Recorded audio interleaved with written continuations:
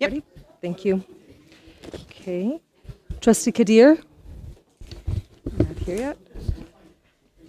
Trustee Derblick? Trustee Schoenfeld? Treasurer Botello? Present. Secretary Rosansky?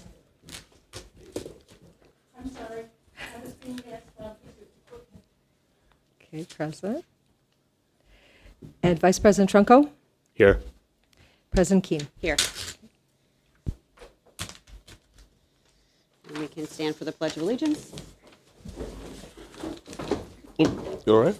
Yeah, okay, fine. I pledge allegiance to the flag of the United States of America and to the republic for which it stands, one nation, under God, indivisible, with liberty and justice for all.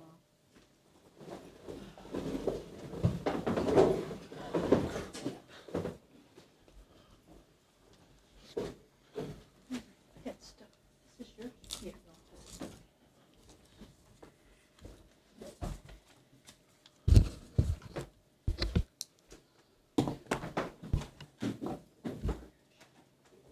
Go ahead, please, with the names for public comment. Thank you. Elliot Osherman. Good evening, Board. This is Elliot Osherman. As usual, I'm addressing my comments to the entirety of the entire Board. As usual, I've provided copies to your Executive Director for distribution to you so you can follow along. And as I start with my 9 declarative statements, that I will neither be interrupted nor silenced, nor will we, nor will the community. That I will remember the actions of this Board, both good and bad, both past, present, and future, as will we, as will the community. And that I will vote in the next election for trustees on or before April 1, 2025, as will we, as will the community, in an effort to continue to reclaim our library. The past 2 years have been a time of turmoil for this Board, for the library, and for the community. Too many decisions were made in a short-sighted manner. We are now paying the price for those decisions. This Board is in the middle of determining the proposed budget for fiscal 23 to 24. A large number of items were pushed back, deleted, reduced, eliminated, or delayed. Now the current budget will have to fix those results. I don't have time to list all the items that will need or deserve correction, but some of them are lack of a current strategic plan, lack of funding to start the process of developing a current strategic plan, lack of respect for current staff, lack of recognition for accomplishments of current staff, lack of continuing education and professional development for current staff. These all fall into the category of can't see the forest for the trees. A large number of employees left after the imposition of the so-called temporary hiring freeze. The loss of valued, highly skilled, long-tenured employees resulted in a loss of institutional knowledge. No dollar value can be assigned to that loss. I trust that the current Board will bear these results and consequences in mind and do their best to fix them in a proper, equitable, efficient manner. Good luck. Thank you.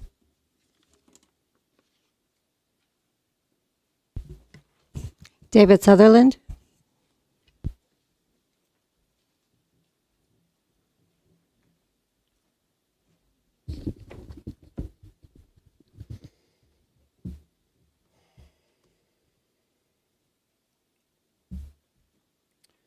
Hello, my name is David Sutherland, and I use pronouns he, him, his. I'm an organizer with a community organization called the Niles Coalition. Our flagship Save Niles Library campaign started with the goal to resist a slate of right-wing interlopers who hijacked this board to enact their cruel neoliberal agenda.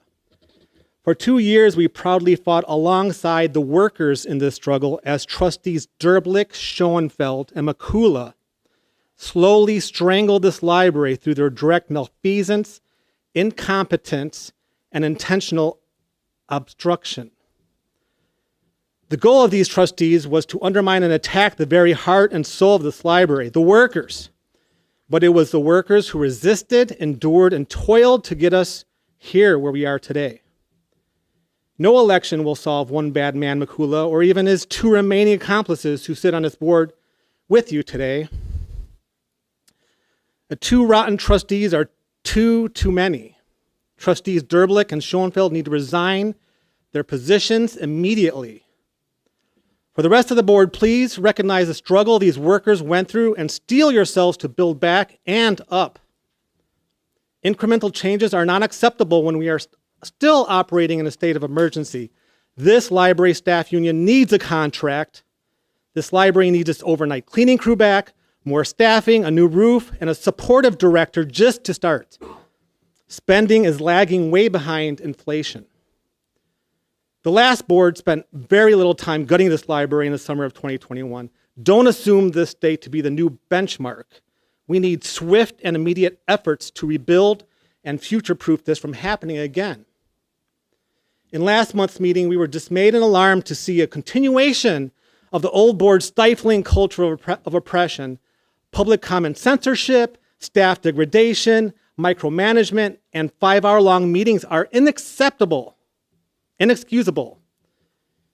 Please open back up remote participation, trust and respect the expertise of staff, leave the management of staff to the director, and come prepared to these meetings to fulfill your obligations to this library and those obligations only. Thank you.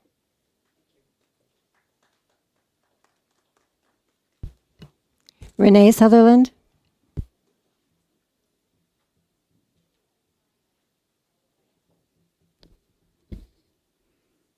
Hello, board. My name is Renee Sutherland, and my pronouns are she and her. I've watched the last few meetings from home. It's been a few months since I came in to watch in person, and even longer since I've made a public comment. I don't want to have to come and make public comments. As you know, I did send you all an email about policy 3.27 after seeing how you all addressed it last month. I do appreciate that so many of you responded. And I'm glad to see that on tonight's agenda, you're finally proposing striking the portion that I and many community members, attorneys, and even the Public Access Counselor's Office at the Illinois Attorney General's Office have told you violates our rights that are protected by state and federal law.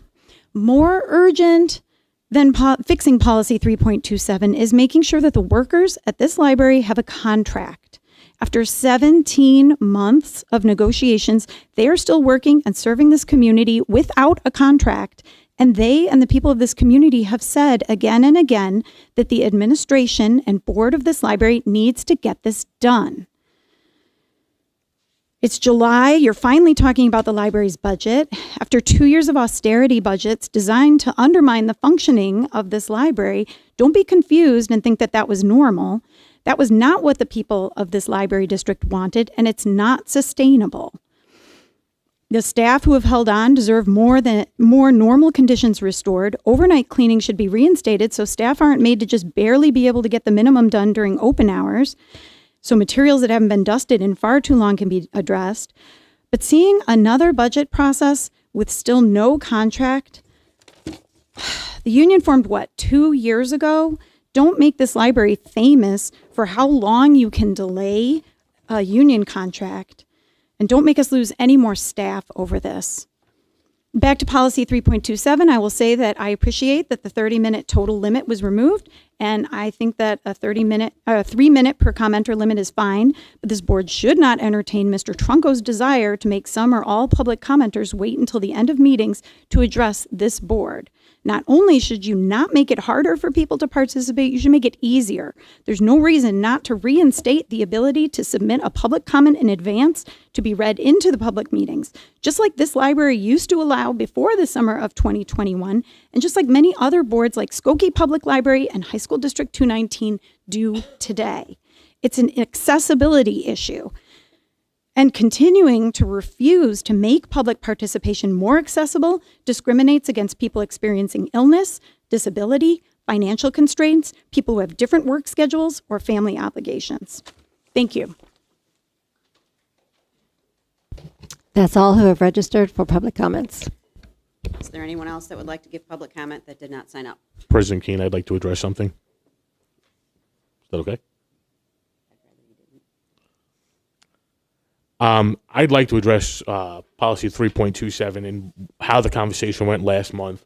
Us as a board, there was some ideas floated around, and we wanted to bring it publicly so that we could have a public conversation and that we could be totally transparent and not like other situations that have happened over the last 24 months where things were done behind the scenes and nobody knew about them until they were made public and it was done. So the reason why that conversation took place was because we were basically having the discussion publicly so that we could have transparency on this board. And I hope that everybody realizes that, and we'll move forward from it today.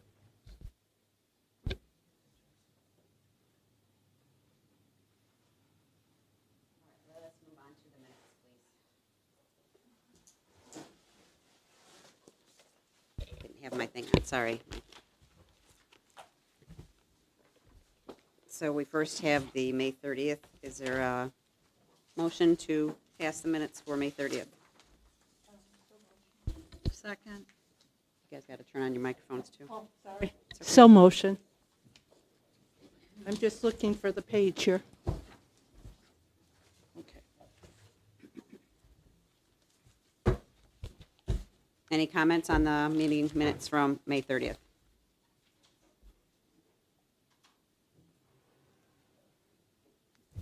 I would like to comment that the minutes are excellent. I think the format that they are in is fabulous. Thank you. I guess we can take the roll.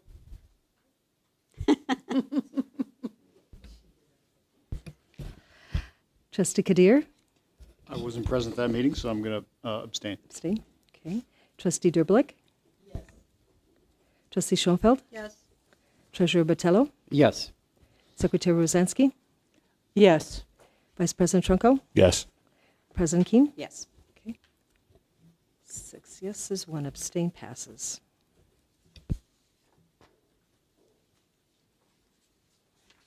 Is there a motion for the minutes of the June 21st meeting? So motion. Sorry, June 6th, Decennial Committee meeting.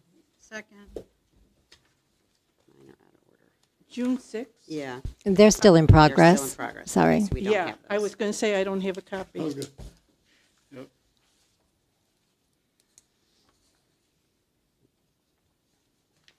Okay, then the next one is June 21st. So motion. Second. Any comments? No.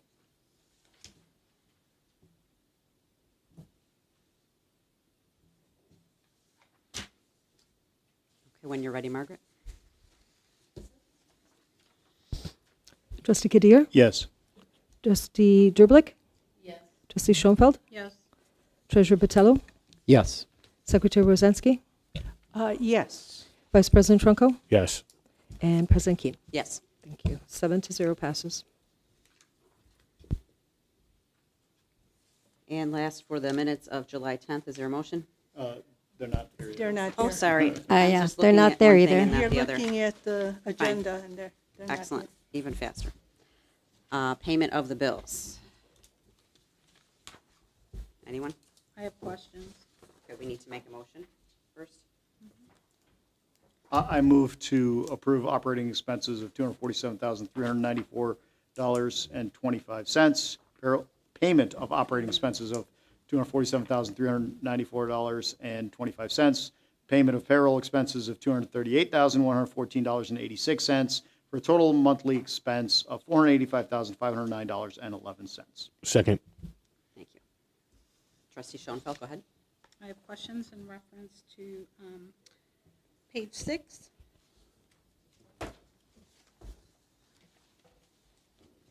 Six overall or six of the? It is for 6 of 7. Okay. I'm assuming that's what it's numbered, right?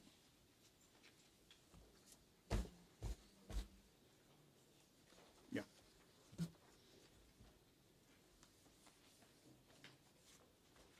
I just need explanation in terms of the CWC government for the quotes for $4,650, $1,595, $2,268.67, and it's for software license IT services. That shit's probably for you. Sure, I would have to take a look to get the detail. Okay. Can I get back to you? Because I'd have to take a look at this during the meeting. Yes. That would have been a good question to ask ahead of the meeting for future reference. Any other questions? Trustee Derblick, any questions? Treasurer Roberto Botello? No questions. Nope. All right, let's take a roll. Oh, I do have a question. Cindy, did you find out back on the Digipalooza? Yes, Lisi will make an entry to move that to the next year. Okay. 'Cause it's So in do we have to August. change the amount of the? No, it'll just be a journal entry. Thank you. Excuse me, Trustee Keene, I have a general question, if I can, request to remind you of a conversation we had last month. I'm still waiting to receive an answer regarding the current process for signing checks. If you could send me an email and let me know. Sure. Thank you. Mm-hmm.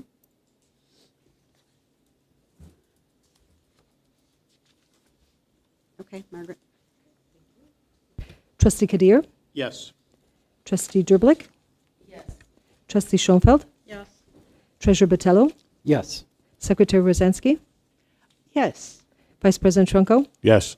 President Keene? Yes. 7-0 passes.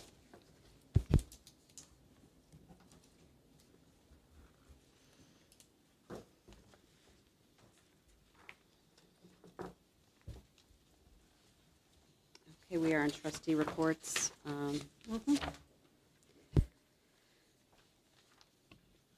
I think really the only thing I wanted to say was to congratulate all the staff for the hard work on the parade. 4th of July festivities went extremely well. It was fun. It was hot, not quite as hot as last year, I think, but it was still hot. But it was fun. I had a good time. I enjoyed seeing all the trustees who came out to volunteer and walk in the parade. Thank you for being there. I think we made a really good showing as a board and as a staff and a library in general, and I think the public received it very well. So thank you to everyone for that.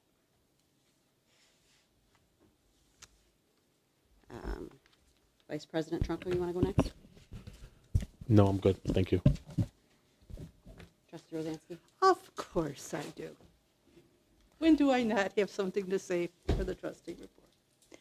First of all, I would also like to congratulate everybody for the 4th. It went extremely well. And I was very pleased with how many of the board members were there. It was wonderful. I don't remember when we've had such representation. Thank you all. The other thing is the reception for the 3rd floor exhibit went very nicely. The display of tattoo art is, I enjoyed it very much. And I would please ask everybody to come and check it out. There's even a small thing that shows tattoos of people who work here, which is kind of cool too. Check it out, please. Thank you. Thank you. Trustee Kadir? I'm going to pass as well. Trustee Derblick? I do want to make one general comment. Sure. Just to speed things up, I would request all trustees going forward, when you have something very specific to comment on, like Patty did, please do so. But if it's just a general, I'm a trustee, hi, look at me, then maybe it's better if we just keep things moving along. Thanks. Okay, thank you. Trustee Derblick? Yes, I would also like to thank and congratulate the dedicated library staff who spent hours in the sun on 4th of July. It was a very hot summer day, and they provided an enjoyable experience for the community. I noticed many kids who were having a good time, so thank you all. Trustee Schoenfeld? I would like to say the same thing, but I would like to express my sincere thanks to Sasha for doing a fabulous job. But I would like to interject on a few ideas for next year. And I thought rather than having balloon art all the time, we could do something different and capture the community a little more. Maybe we can have the actual library carts come down the aisle with the actual employees and all the actual books that we actually are getting rid of within the community. The library has our name in there, and we could distribute them as a token. So that is my thought. And then also in terms of swag, I think we need to express the Niles Library in a little more swag, like pencils or tags that have like different distinctions of each department, such as mystery book reader, or a fantasy book reader, a fiction book reader, those types of things, then we can actually capture the actual community, showing that they're actually involved in that rather than giving out sunglasses and that kind of thing. But everything was very good. Did I miss anyone? Yeah, sure. I do want to share that I received actually 2 comments while shopping. People who know me as a trustee, and they were commenting that they were very pleased to see the decor on the second floor windows with the art that's there. And one of the questions for me was that art crafted by someone here at the library? So I didn't have the answer to that, but I too was pleased to see that. I think it's nice to see changes to the facade of the building, and if we can have that as a theme from time to time, it seems to be welcomed. Thank you. I'm sorry, just to clarify, you're talking about the summer reading art that's in the window of the tower? Correct. Okay, thank you. Okay. Okay, thank you. Cindy, would you like to give a director's report? Oh, I'm sorry. Yes. Okay. Go ahead. Thank you. Okay, thank you. So the financial report for June, as of June 30th, 2023, the beginning balance was $14,352,392. In receivables, we obtained $1,851,854. Combined assets in cash and investments as of June 30th, 2023, $16,204,246. In terms of expenditures, employee salaries was $236,948. Employee fringe benefits, $55,093 combined. We have $292,041. We have some other expenses related to library materials at $65,282. Library operations, $45,199. General and administration, $17,916. Vehicle operations, $2,320. Utilities came in at $6,998. Liability expenditures, $39,419. Building equipment and maintenance, $8,693. Social Security expense, $17,808. And employment compensation, $657. Workman's compensation, $20,387. Combined, $224,679. As we combine employee expenses and the other expenses, that brings us to a combined expenditure of $516,720. Leaving us with total assets at the end of the month, June 30th, 2023, combined cash and investments, $15,687,526. That's the final report. Thank you. Any questions? I do have one. Was there a revision to the balance sheet because it doesn't reflect the number that Trustee Vitello just said was our total fund balance? He has 15 million. We have 16. Am I reading this incorrectly?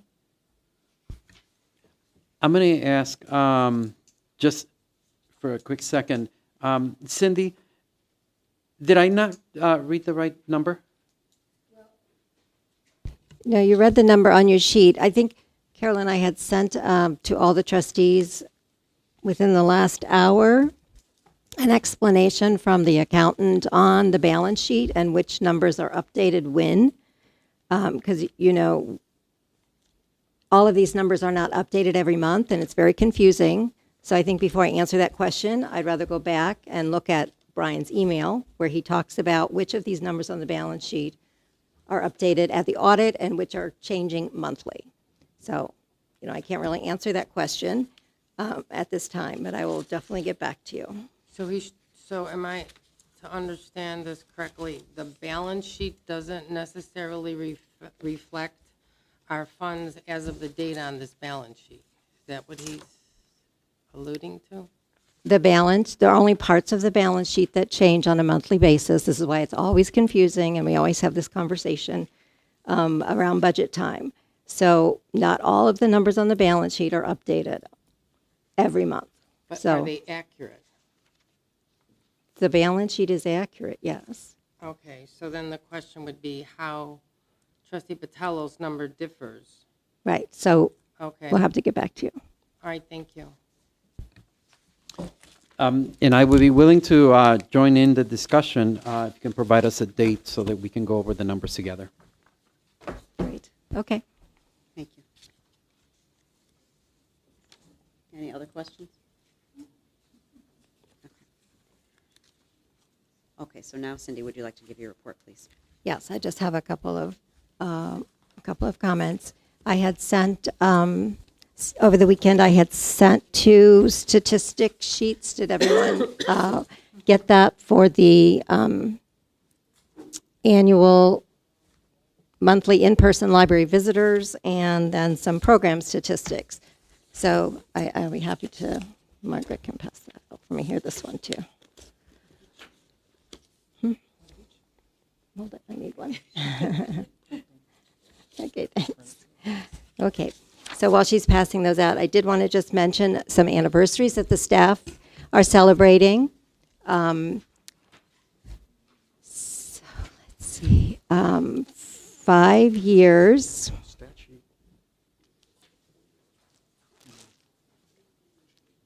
Is Robin Comey. I think I'm going to be confused. Rachel Coleus is celebrating on July 16th, 5 years at the library.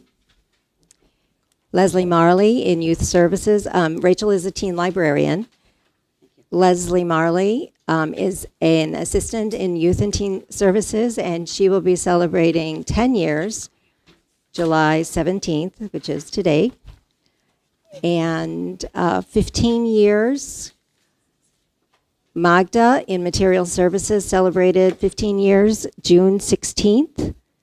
And Elia in Patron Services is celebrating 15 years last Friday, July 14th.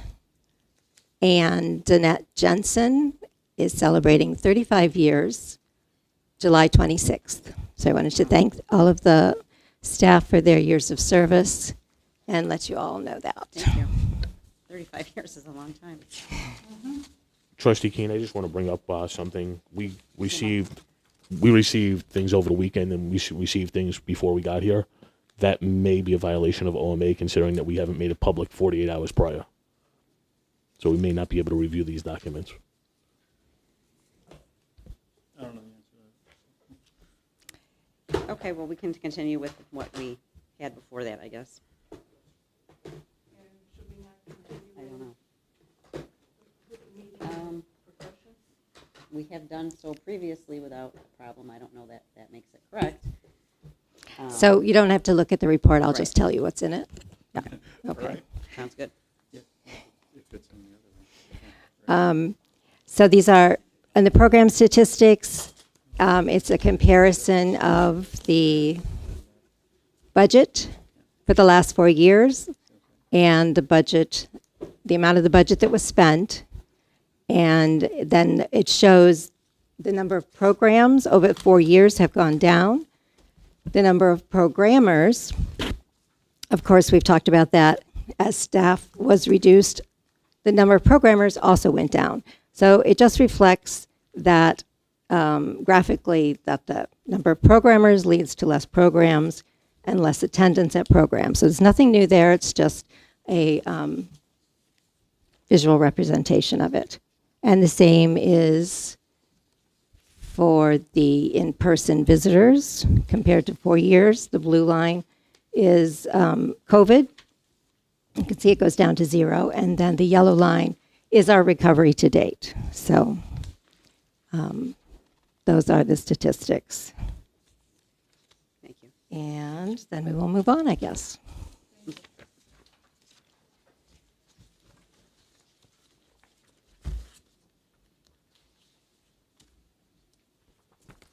Does anyone have a comment or a question about Cindy's reports?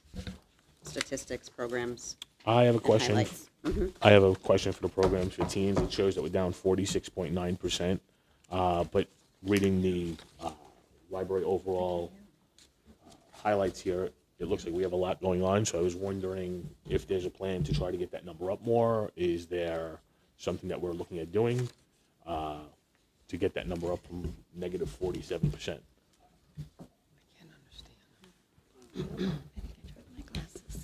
I mean, I could respond to that, or I don't know if Cindy wants to respond to that. I'm going to drop my glasses. Oh. I'm trying to get to the page he's talking about. Okay. Yeah, what page is that, Jason? Page 24 at the top in the light blue section. Thank you.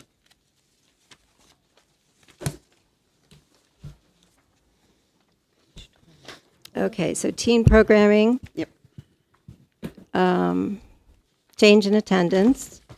So yes, what we are doing is we are hiring staff, and we are going to be planning more programs and doing more programs. I mean, I think that's what we have said every month. Pretty much it's the same. Oh, there you go. So we don't have a school liaison, so that those statistics are not in there. Thank We don't you, have the Mary Ann. junior high school and high school liaison. We have the preschool and elementary, correct? Just the elementary. The preschool has been posted, but we haven't interviewed enough candidates to. Okay. So because we don't have a liaison, none of those school programming is happening, therefore the attendance is dramatic. Okay. Correct. Yeah. Usually the junior high school hits Emerson and the surrounding high schools and promotes summer reading, and those numbers are missing. Okay, thank you. So basically, it's because we don't have enough staff. Oh, purely But staffing. Yes, but it looks, I think, in the highlights, they're trying to do exactly that and highlight the best parts of what's going on. So it looks like great things that they're doing, because they are, but. They are, and Rachel has been busy every single night. So. Yeah. Okay, thank you.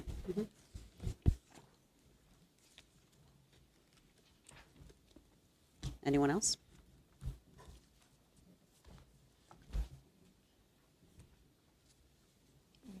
Okay.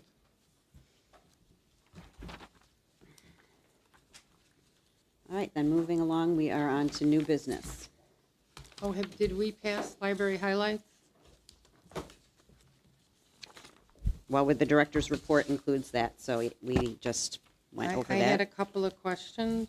Okay. Thank you. Under outreach, actually, I did have a question. I noticed that we have, Karen delivered a total of 429 items to 66 patrons. And I was wondering, are those homebound patrons living at home, or are these deliveries to maybe senior residential facilities? Those are all people that live on their own in their own residences. Okay. The facilities are counted separately. Okay, so it would be 66 homebound. Okay, that's good to see. All right, thank you. And then also, I noticed a lot of our staff has attended ALA. I believe it's the same conference. It's just described differently depending on the department. I was wondering if it would be possible for us to receive a report from the attendees, just to inform the board about, I know a lot of them are excited about being refreshed and coming back with ideas. And I was wondering if we could get our staff to provide somewhat of a report about, the advantages of, or the, what they enjoyed about the conferences and what the takeaways are, because I believe it will benefit all of us, especially if we hear about it. I mean, they don't need to present, but maybe just send something in writing. I know in the past we had staff that used to report, but they don't necessarily need to come here to read the report. But I would still like to know In if the we could past, what see it. happened? I'm sorry, what happened in the past? Staff members did a report on their conference attendance. I think it's a concern to me that staff would be, at this moment, while in the midst of the budget process, that we would be working on that. I do have a question. When you submit requests for professional development, do you list any of the reasons or specific things? So maybe if we already have that data in a form, when people fill out why they want to go to that conference, or if there's a specific name of a session that they want to go to, if we already have that information, maybe that's what you can look through on your own time. Well, Trustee Keene, I'm more interested in what was their take back from going. I I'm mean, they sure. go to the conference for a purpose, but I think between the networking and the information that's provided, I'd like to know the ideas that come back. And if this month's conferences are not a time when they can provide that report, maybe going forward, we could at least get something. Maybe we can talk about that in the future, sure. Sure.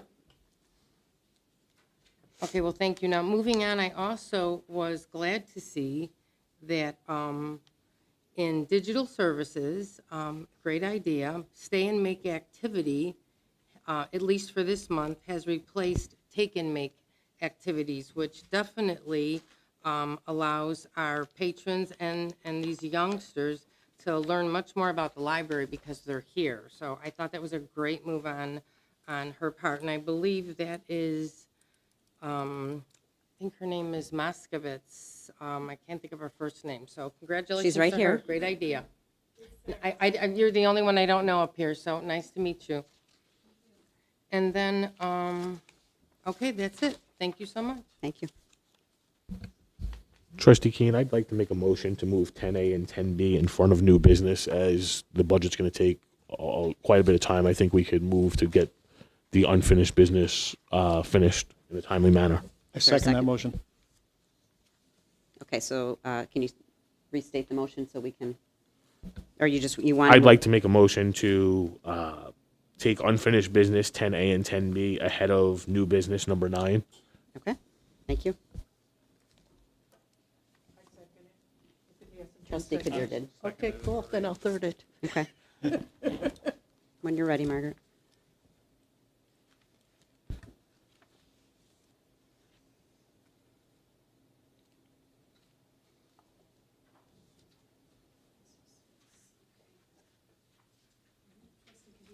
Yes. Yes. Yes. Yes.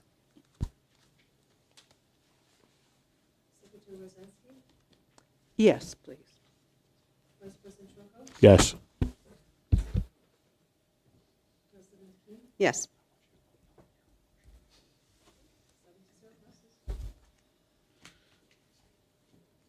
All right, so we need a motion to discuss the non-resident library card program, please. I move to discuss with possible action the library's continued participation in the Illinois non-resident library card program in the setting of the 2023 non-resident library card fee at $318.79. I second. Okay, we both. You're faster. Quick trigger.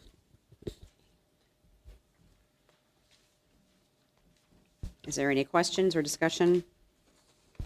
I do have a question.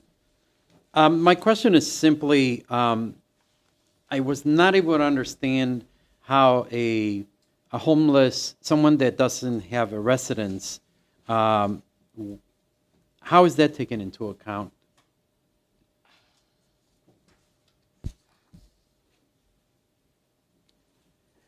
If I understand this correctly, this is for students that are attending school in our district. So we have some houses that, for example, that are not in our taxing area for the library. Plus, if there are homeless that are going to the school, they would also be eligible. The number of cards that we actually have to produce for this situation is minimal. Am I not correct? It's not a huge number. So for homeless residents, so if they have an ID that actually has an address, or if they have a residency in a shelter, typically then wherever the shelter is at is where the library they would go to get a card. Isn't that also that they have to go to school in our district, though, too, isn't it? The way I understood it? So it would be based on the address that would be on their Okay, that's cool. proof. It's not just kids. Is it based Right. on income then? I mean, how is this, anybody could say that they live at the corner of Oakton and, They need official like their identification or a letter from the facility that they're residing at. Mhm. Thank you. Thank you.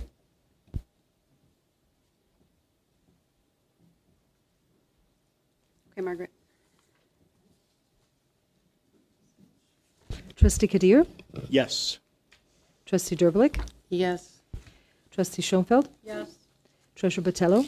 Yes. Secretary Rosansky? Yes. Vice President Trunko? Yes. President Keene? Yes. 7-0 passes.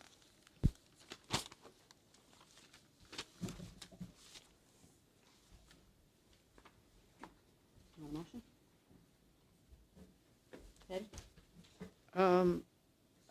This was our friends. Okay, is there a motion for, I'll make a motion Thank to you. discuss the possible action policy 3.27, public participation and comment at the board meetings. Second it. all right. Would you like to start, Jason, or are you good? No, I'll start. Well, I have heard from the public, and I understand the reluctance of doing that, and I understand where that should stay right now. So, leaving the public comments at the beginning of the meeting, I'm okay with that. I would like to ask that we still, I'm not asking for addresses, last names, but I think we should, as a board, know who is addressing us with a first name in the town that they live in. We used to always be that way. That's all I'm asking, because in the revised thing, it was taken out. So I think we should at least know who's addressing us and what city they live in. So change, hold on. It's change, state their name, or provide their name, address, and topic, name, city of residence, and topic is basically what you're saying. I'm okay with name and city of residence. Once they start talking, we'll know once residents start talking, we'll know the topic that they're going to talk about. I just think we should have the ability to know who's talking to us. What number is that on here? That's 10B. No, on the policy one, Oh, on thank the you. policy? Sorry. I'd love to hear why Why is that so important? why someone would not want to give their name if they're standing in public. It's not like they're standing up and giving public comment, right? So we're going to see who they are anyway. So is there a reason that somebody would want to not give their name if they're going to give public comment? I mean, I can understand, like, as far as other entities that I've watched throughout different communities, putting your address out there can be something. Address, sure, Yeah. but just your name. Yeah, I don't think a name in the city that you live in is a big deal. It shouldn't be that big of a deal. And it doesn't violate anything. Thank you, I'm like, it's not in number one. Yeah, Okay. number one, it's like, and provide their name, address, topic. Right, okay. Number 5 is like a Okay. So in other words, you want to change it from the way it's written now to just be name and town. Yeah, I think number 5, just saying speaker should state their name and city and where they live is sufficient before making public comment. So changing it to should and not must will work because it's not required then. No, then I would go with must. Excuse me? Then I would go with must. I think we should have a right as a board to know who's talking to us.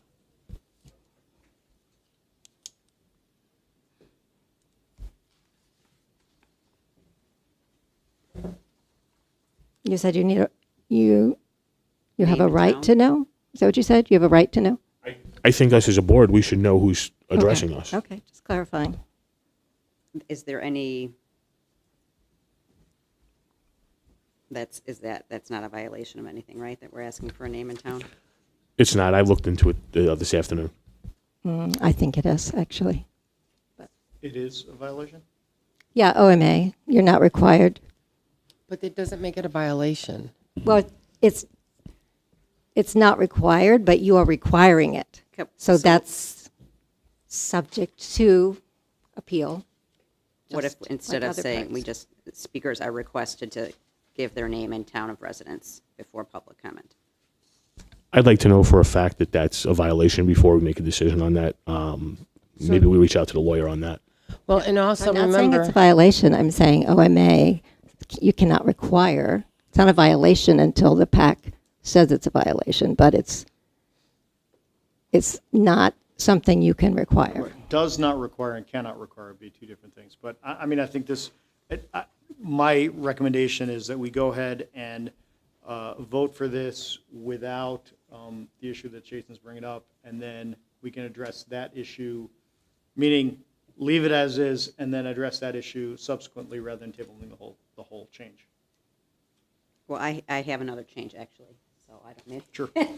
Or addition, rather. No worries. I would like to bring back the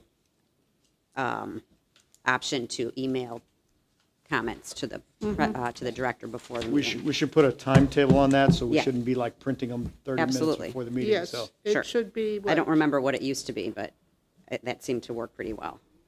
Was it We 24 got to vote on hours or- something. At so- least 24 hours 24 prior hours to. before the meeting? Yeah, if it's a Monday meeting, then you're going to have it Monday morning. I'd say 48, since that's when the agenda gets posted. Right? Or do you want it 24? Well, that's it. You have We to don't have- typically have Monday meetings, so. Yeah, it's that's unusual. True. That's true. There. Doesn't Okay, fair matter. point. Cindy, do you remember what it used to be? Was it I don't 20? remember. I can look it up. Okay. I think it actually started during COVID. Yeah, it was. and Yeah. I To don't allow remember people the to time frame, email. but people need to be considered of the director and how long it takes, for her to read it and print it, The so she can read it.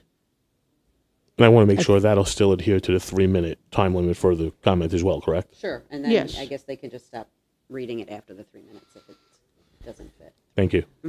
So I think they would want to see the agenda before the comment, so it would need to be after the posting, the deadline. Good So point. 24 hours. Okay.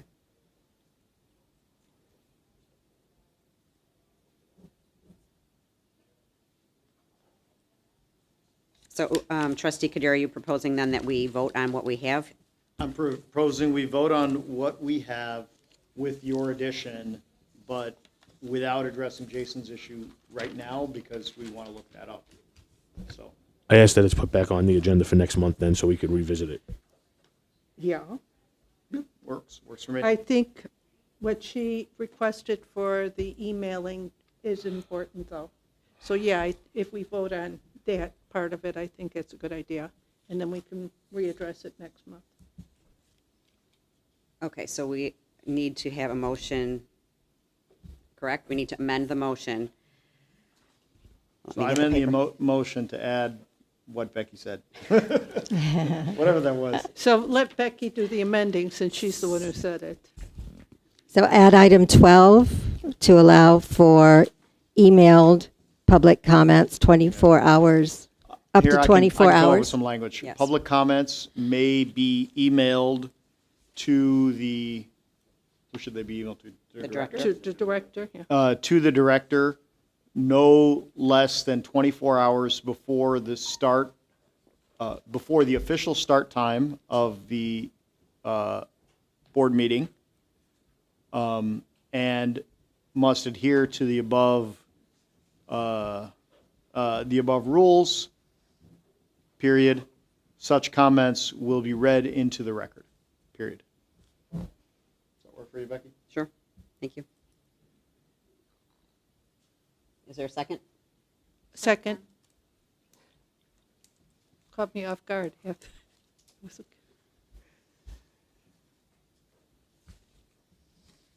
Margaret, you got that?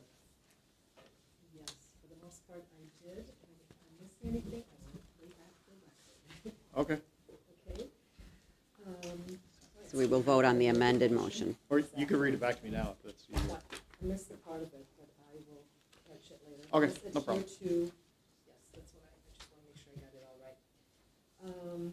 Because you said it slow enough, so I appreciate that. Thank you so much. No problem. All right, let's see, what do we have? So on the amended motion, and that was by Trustee Kadir and Secretary Rosansky seconded, correct? Okay. And that is, Trustee Kadir, how do you vote? Yes. Trustee Driblick? Yes. Trustee Schoenfeld? Yes. Treasurer Botello? Yes. Secretary Rosansky? Yes. Vice President Trunco, Yes. and President Keane. Yes. 7-0 passes. Amended motion.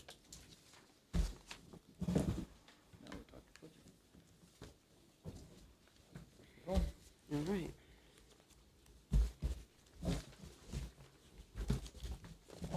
We are back to the new business of the budget. Is there a motion for new business? How should the motion read? 9A. Let's see. I motion that we review the possible actions of the tentative budget of the fiscal year beginning July 1st, 2023, and ending June 30th, 2024. I second. Before we begin, I just would like to remind each of us to be mindful of our time and staff time. So please, no interrupting each other or arguing with each other. This is an informational meeting for us to gather information on questions that maybe we didn't have a chance to ask beforehand, which is what we hopefully all did. And we do have some other important matters to be focusing on later tonight too, so let's maybe try and give ourselves kind of a time limit a little bit as much as we can. Thank you. Can we make initial comments before we dive into questions? Well, I don't know if Cindy or anyone has a recommendation on how shall we proceed by department, or general comments first, or? Are you looking for me to- Well, we talked about if one way was better than the other and really did not come to a consensus. So it would really, if you want to just go down the row with the board members and ask questions. So these are additional questions, or? Well, I'm assuming that trustees have already asked most of their questions ahead of time and gotten their answers ahead of time. So I'm expecting limited comments or questions that would be something different than what they've already done, yes. Yeah, because some questions we may still need to research and Understood. get back. Yeah, Okay. I don't know that we're going to really pass anything tonight. Hopefully, this Okay. is going to be the majority of what we need to do, and then Okay, move on from there. thank you. Since Trustee Kadir, you had something you may. Yeah, I go ahead. wanted to kind of make just a general comment about one of the questions I asked. So I asked a question of each of the department heads to make a determination of what items in their respective department budgets were highest priority and lowest priority. One of the things I wanted to clarify with that is that was in terms of programs, materials, et cetera. Staff remains untouched. We're understaffed, so when we say, we could have this person go or that person go if we had to, then that's not what I was looking at in the question. The reason I asked the question was that this fiscal year, the way I understand it, is governed by the tax levy that was passed last year. And so while the tax levy can be restored when that issue comes up in November, December, that tax levy then affects the following year's budget. So this year's budget is constrained by the revenues that are coming in based on what was approved last year by the prior board. And so as a result, we don't necessarily have as many funds to work with as we would like to. Unfortunately, we are not the U.S. government and can't just print extra money when we run out. So therefore, we have to prioritize in a certain way. I've been, I think, consistently said my top priority is to make sure that the staff is taken care of, the staff is adequate in number, et cetera, et cetera.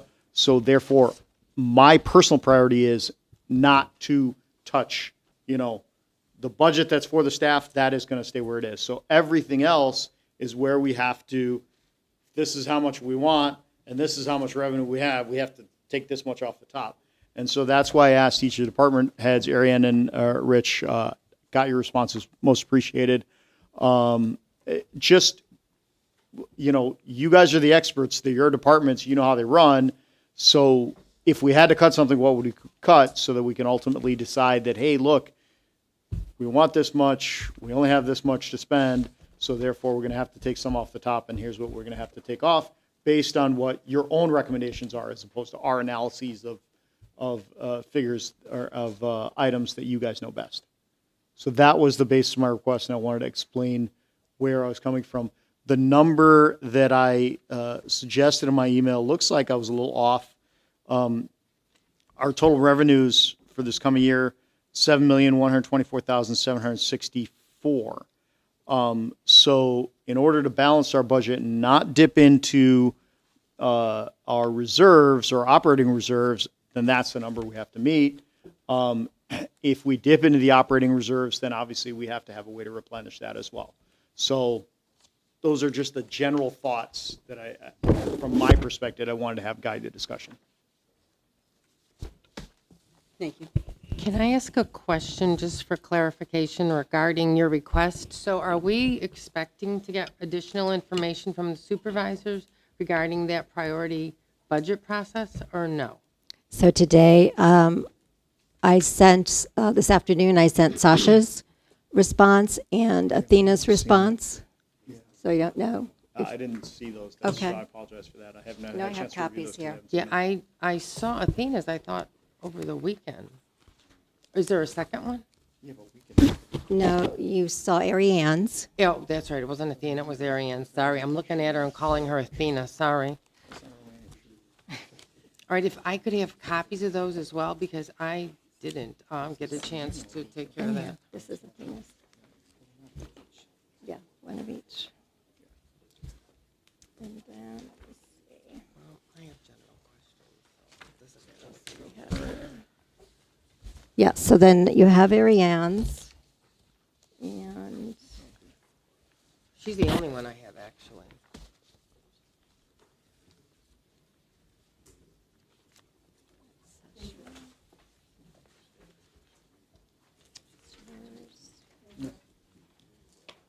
Thank you. And then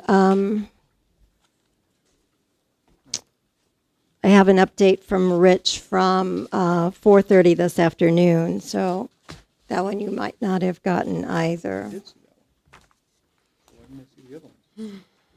No.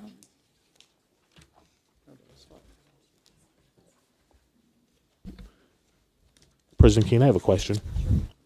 Rich, I was looking at a lot of different things in the budget, line by line, furniture requests, computer requests, things of that nature. How many trustees have taken the same tour of the building that I took with you?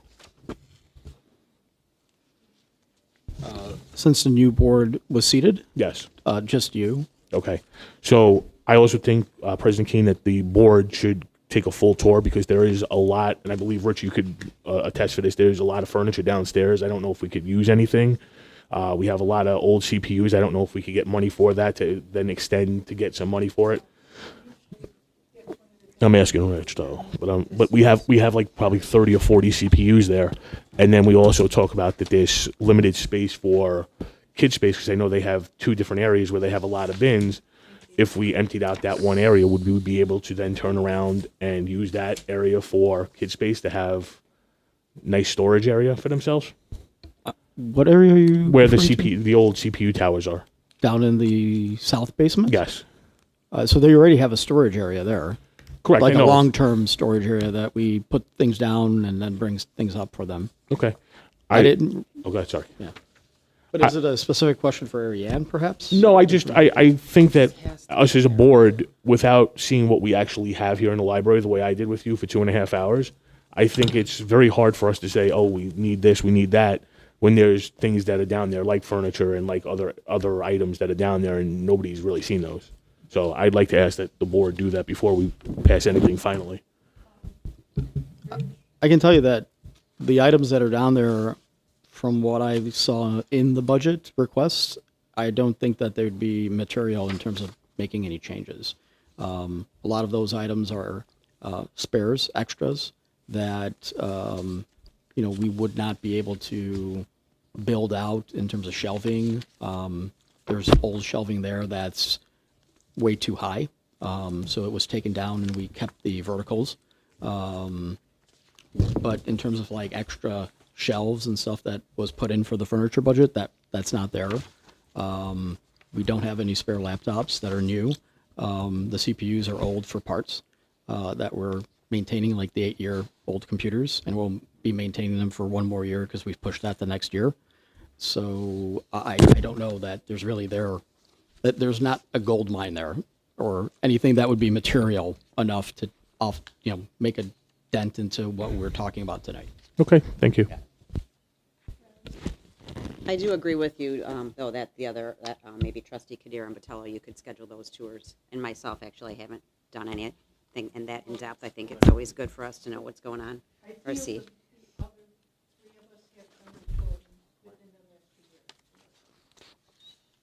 I said the other 3 of us have done the tour within the last, after the prior election. So we're familiar enough with what we saw 2 years ago, I feel. Are you Carolyn and Susan can speak for themselves, but I feel I was. Okay. Carolyn, Susan, can you vouch that you've taken that tour as well and understand what we have here? I took it 2 years ago. That was the last time. I'd be willing to take a current one because I have no idea what's changed. So if you want to just add me to the list, that's fine. So maybe we can set something up for another date where there's only 2 Probably trustees do 2 at at a each. time. Yeah, Obviously, and, you can't do 3. Yeah, you so. can only do 2 at a time, right? Right, after we've finished the budget. Any, Trustee Rosansky, any preliminary comments or questions about the budget? No, I know that some of the stuff that I looked at depends on union negotiation. And so we're kind of, hopefully, we get that done. And then we won't have to worry about it. It's the same question we had last year, only last year, well, let's just do it this way. So we did. Otherwise, I didn't really have any concerns with what I saw. Trustee Derblick? I have some general comments. And then, of course, I have a few questions for would you mind, I'm looking for something. Would you mind asking someone else? Sure. I'm looking for a missing document. Trustee Schoenfeld, are you ready? No matter of fact, I'm just sorting through some of my stuff right now. Okay. Treasurer Botello? I just simply want to say that based on the numbers that I reviewed, I'm satisfied with the report that I received. I'm also very trusting of the this time and effort that they took. I didn't see anything that seemed excessive or hoarding, if you will, another word to use. So I'm pleased with the reports. Thank you. Thank you. I just wanted to make sure that there was money for the strategic plan included in the budget, because I'm not sure where. Yeah, that's one thing I forgot about. We need that.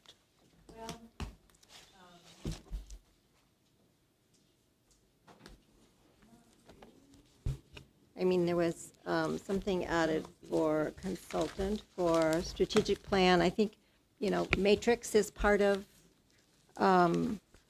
planning for the strategic plan. I guess I'm not sure what the board is intending with the strategic plan. Are you wanting to hire someone to sort of guide you through it, or? Yeah, I would definitely be in favor of hiring a company in the next year to begin a new strategic plan. Yes. I don't know if everyone else feels that way, but I would like to see that Definitely. included in the budget. Definitely. So under consultants and admin. I don't know. We have $7.1 million. That's the budget. 7.124 is what we're going to have without dipping into other areas. And with the union negotiations, you're going to be pushing the limits of what we're going to be able to do from there. So while I think it's a great idea, the prior board handcuffing us is going to be a problem to find that unless you're going to take library services away, and I don't want to do that to the community. I have a question. Can I just respond to that first, please? Okay, go ahead. So there is $11,000 listed as strategic planning on the administration page under consultants. So not particularly because I have someone in mind, Last time, I think we spent about 15,000. That included surveys, which we're getting from Matrix. So it seemed to me, we could get it done a little less expensively. I mean, it's, it's really the process of discerning a common direction, really, somebody to walk through that exercise rather than conducting the survey. If Matrix is doing the survey, was my thought. My question was, the grant is being used towards the matrix study. Can we get a grant that would cover our strategic plan? So Well, we don't have to worry if it's money here and yet. The if we get a 2020, grant. the 2023 per capita grant, a board letter came in, and the application does list consultants in that application. So you could use the Part of it. money from the 23 per capita grant for Okay, strategic planning. okay. That would help us with the budget if we can use a grant towards it. My other question was, or not a question, but comment, and yes, this is going to make more money still, but the non-union staff and supervisors also, I would like to see some kind of similar review of their salaries to make sure things like, someone who's just starting is not making more than someone who's been here for 15 years. And since they're not getting raises through the union, I would like to make sure that we give them a raise as well. So that's Yeah, going to and- be something as a board that we need to discuss, how much, and things like that. We also need to make sure that salaries are competitive on those at the senior positions as well. That with around other libraries around us, that we are competitive with in terms of the salary scale. When you look at the budgeted item for total salaries, it's $3,427,000. Besides the special reserve, we have 5.13 coming in. So without any increases to staff salary, without anything with the union negotiations, we're sitting on. That has an increase in there if you look at. I understand that, but now we're going to ask for additional increases. So we're looking at, we have $1.7 million to safely run a library. And I don't see how that's possible. I mean, you have 1.9 in special reserves, but we have a roof that is $1 million, and I understand spreading that over 2 years. But also next year, what I saw was the parking lot, and correct me if I'm wrong, Rich, I think that was $450,000. Well, everything has to be fixed, Patty, but how do you pay for it? That's a priority. It's correct. When Trustee Umir asked that we reevaluate, at this point in the stage of the budget, I took that and I pushed it to next year, thus lowering that. But I'd just like to point out to the trustees that the actual total revenues for next year are projected to be $5,137,764. You have to remove the special reserve because it's already in savings, and if you take away the special reserve expenditures, because they balance each other out. Correct. It's really the rest of the budget and what you'd have to make up for. Well, and what I'm bringing up is that with the 1.9 million, or let's even call it $2 million for easy round numbers. I know there's 500,000 for the roof this year or somewhere around there, and then the second half would be in the next budget of the following year. But at the same token, so is the parking lot. So that's another $1 million next year, and I just don't know where this money's coming from at this point.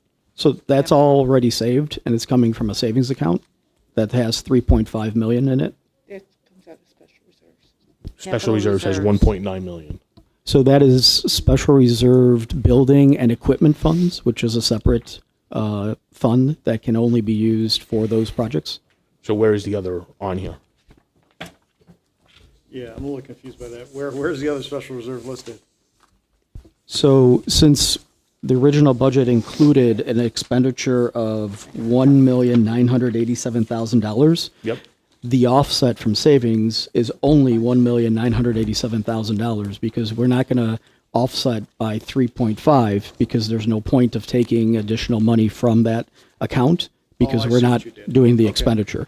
I So Brian, the accountant, used that funding in order to offset what we're going to expend or project to expend. So if we spend less than our Right. revenue. And so what I would urge the trustees, even though we went through the priorities of the special reserve from the building perspective and removed a ton of stuff on there, if you Yeah. look at my last update with regards to priorities that are committed, like the electrical panel and the BAS, the building automation software, that's been committed through board actions, but they're not going to be completed till next year.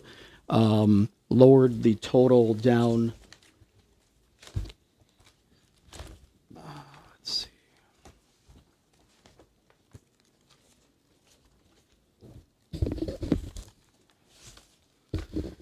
So lowered the total down with that 50,000 committed to 796,000. However, at the end of the day, there's 3.5 million in the fund to cover all that. So I would urge you to remove from the conversation, at least at this point, if you want to balance out what revenue is compared to what operating, Yeah, materials, understood. salaries, and all that stuff. Yeah. So, But so in other I'm- words, your numbers, since your numbers are coming out of a different fund, you cut your numbers, and that revenue number is gonna get cut anyway too, so. Right. It's six of one, half dozen of the other. So I mean- really what we're looking at is general expenditures rather than special reserve expenditures. Correct. And So- in that update, if I may, I did remove about $111,000 out of consultants, which are tied directly to reserve fund projects. Traditionally, that reserve fund project, whether it's the parking lot and we need an architectural or engineering firm to help with the bid process or oversee something, that is paid from that same fund. It was incorrectly put into the consultants fund. So at 190,000, that would go down to, I believe, 79,000. So that's already savings in there because it should come out of special reserve fund for the special reserve projects. Because you can't do the project without it. And the whole point of that fund is to do these projects for building and equipment. So then, I guess, the way, like, if the question we have to ask then is, how can we run this library the way we want to run it with the money that we have available to us at this time? Because, like I said, the levy is something that affects 24-25's budget, and so we got to figure out a way to get to get the adjustments to be made in ways where, like Rich said, it's not just an offset. And so that's it's my general question. Again, the departments have the expertise. Yeah. But the numbers, the way they're working out right now, we're in a deficit of $1.5 million. And I just don't think we can't run in the red that high. So this is Rich's latest update that Okay. came in late. Yeah, emailed, and it's been forwarded to you, but you might not have seen it yet. So that's what you're talking about there, those totals, changing those totals. And then, Right. if you're asking where the money, the special reserve fund is, it's listed on the treasurer's Right. report in the monthly. No, I Board understand report. where, I understand that Rich is a one-to-one offset. Okay. So the adjustments, if Rich makes any adjustments, then we just adjust the totals from the special reserve fund, so it doesn't change the math, because ultimately it doesn't change the fact that the money's 1.5 there that we're in the already. hole. Well, but moving the consultants out of the consultant Yeah, so line that- into. That knocks That 111 is off the whole. material, So yes. instead of 1.561, we're now 1.45. Yeah. So we're still 1.45, unfortunately. Yep. Can I ask that we take a recess to read this email that we got 2 hours ago so that we could review Rich's email? I haven't had a chance to do that, and getting something 2 hours before is not beneficial for us to make a real decision on it. So I'd like to make a motion to have a 10-minute recess. Second. I gotta step out anyway. You got to vote it. Okay. Trustee Kadir? Yes. I was already up. 1 second. 1 second. Just need to go back to my old list. Trustee Derblick? Oh, there she is. Yes. Trustee Schoenfeld? Yes. Treasurer Botello? Yes. Secretary Rosansky? Yes. Vice President Trunko? Yes. And President Keene? Yes. 8:15. Thank you. 15.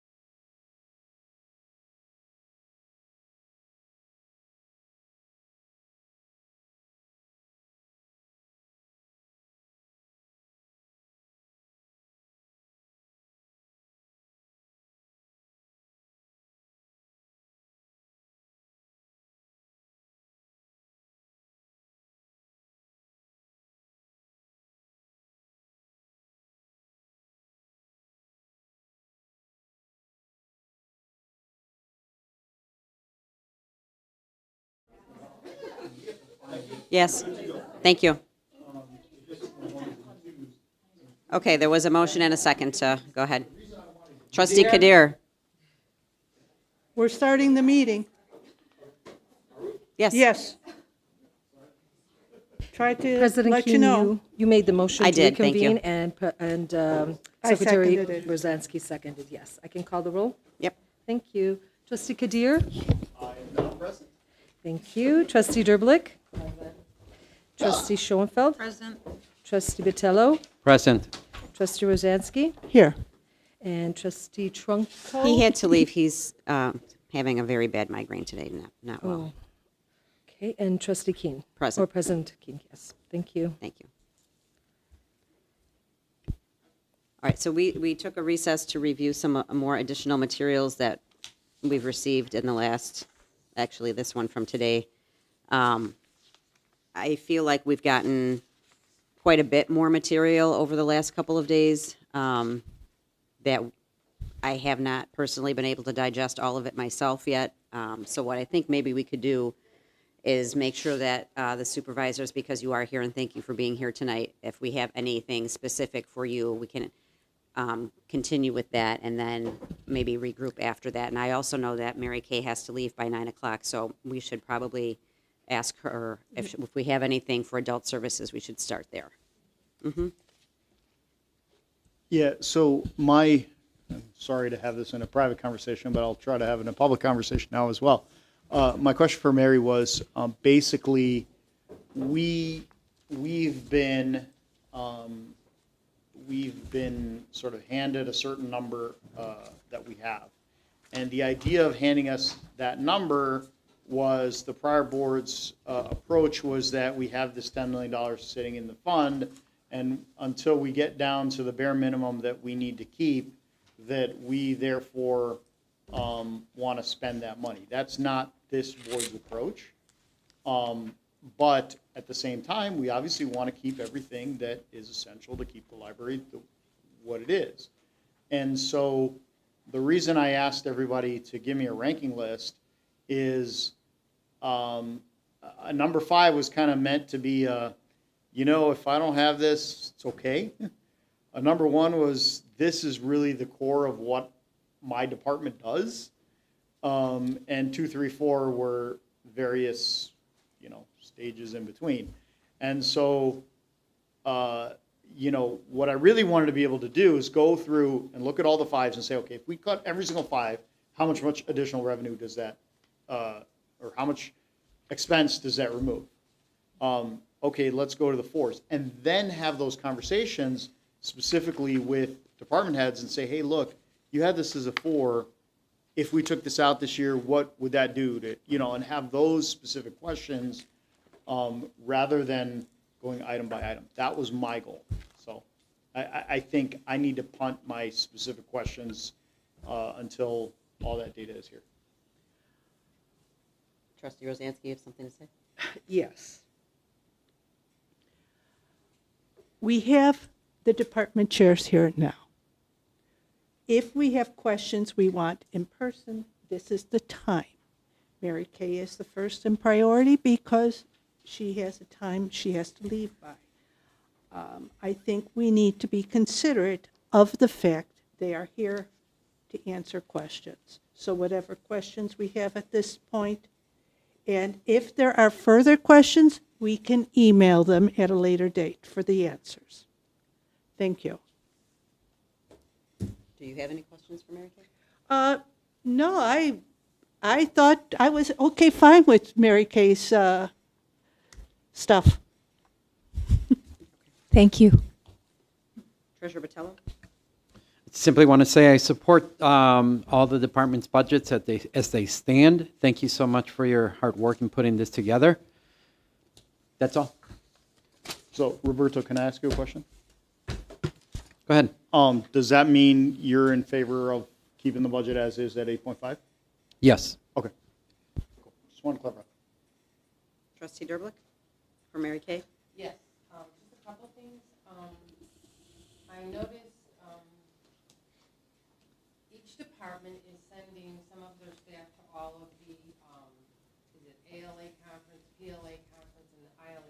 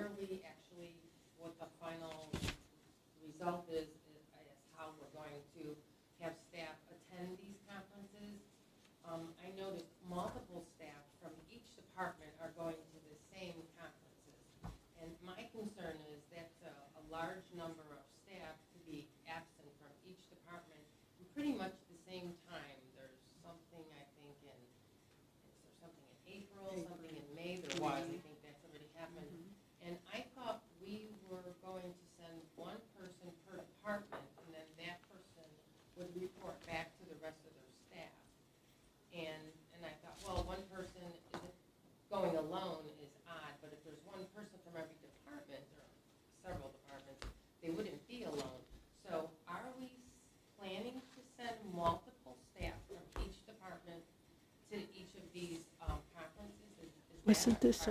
That's not actually a question for Mary Kay. Because I'm concerned about, well, Okay, we're just you specifically, I'm concerned about your staffing being down even more. I think you're sending 4 people to PLA in April and 6 to Reaching Forward in May, and then 2 to HR Source, which I had another question, but it's not for you, but so I'll not belabor this. But my concern is covering the positions for that staff.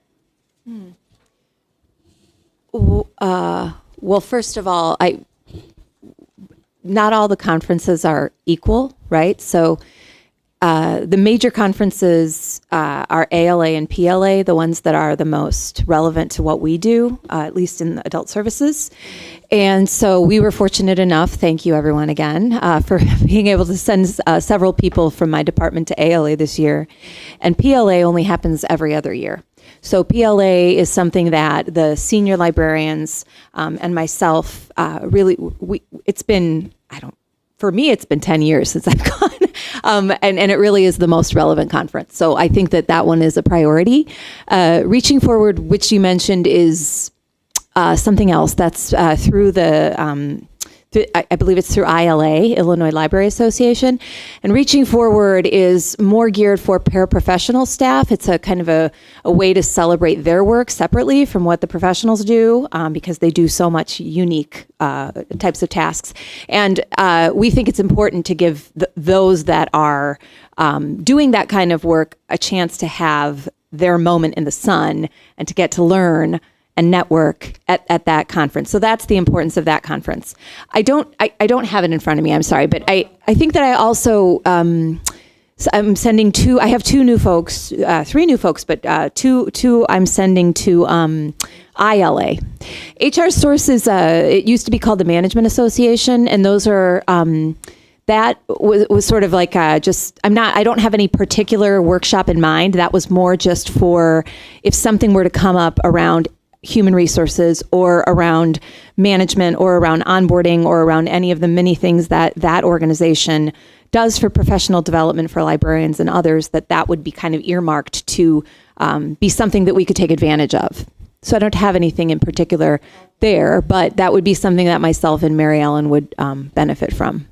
What caught my attention, though, that it's an HR Source, I thought now that we have an HR manager, she would be the person attending the HR conferences and share all of that with all the departments.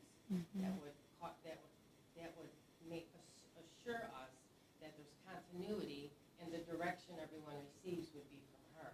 And I know this is really new that she's here, so that did catch my eye, and that's why I brought that up. But my concern is with your staff going to these conferences, how are you going to be able to cover staffing?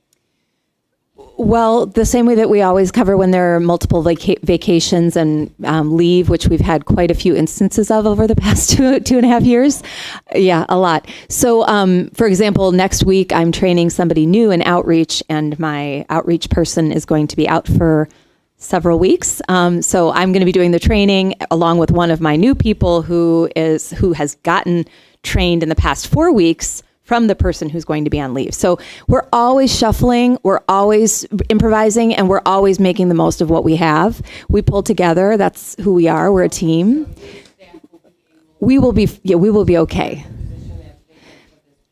Yes, and we're, Mary Ellen is my assistant department head, and she and I are always very good about, we strive to know all the operations. So when we're out, when somebody's out, we make sure to either delegate their tasks or to do them ourselves. I think you're good. Thank you.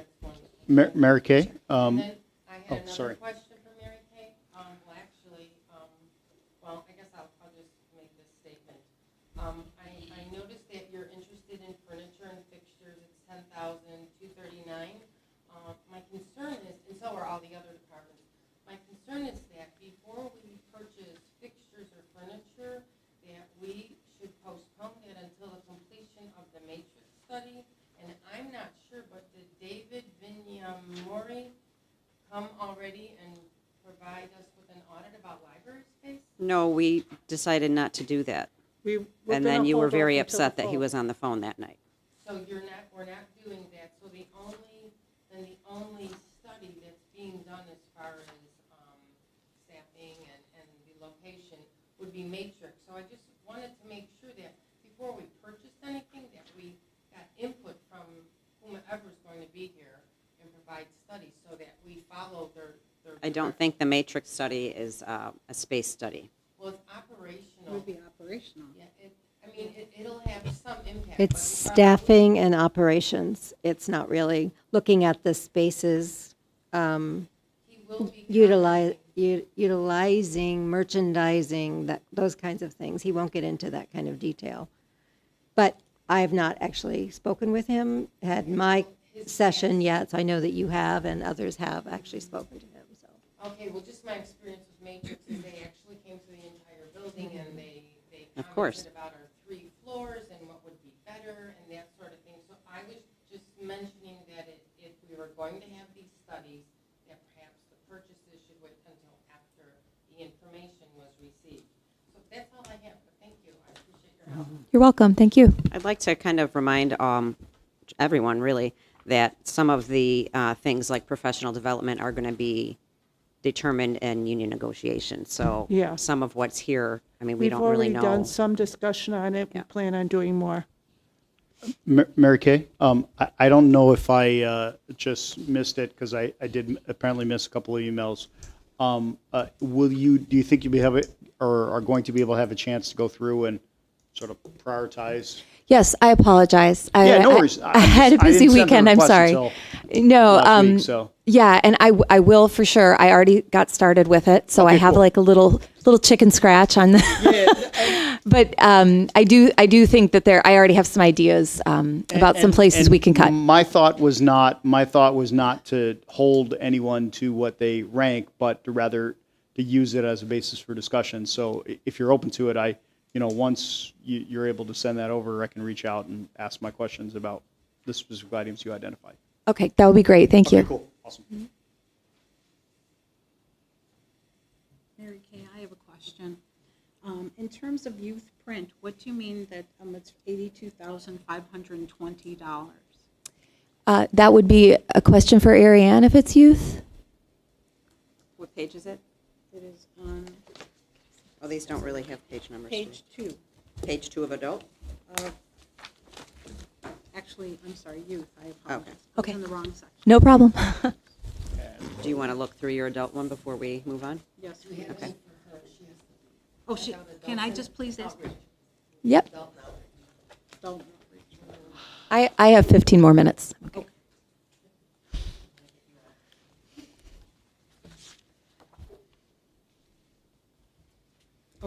My question to you was, program spending is up. You wish to have 73% engagement for books and spending, for remaining of 8,400 through spring and summer cycles. What type of books are you planning to spend, and why such a high dollar amount? I'm sorry, are you saying programming or books? Books. Okay, and which page are you on? This is page 1. Okay. The hot picks? Mm-hmm. $18,000? No, Right. 8,400. Oh, programming. Those are I'm programs? sorry, programs, yes, I apologize. Okay. That's part of the year to date, which is everything's already been spent already because that's a year to date update for. What type of programming are you going to be doing? Well, I can give you kind of a sense of what we're going to be doing in the future, but that doesn't.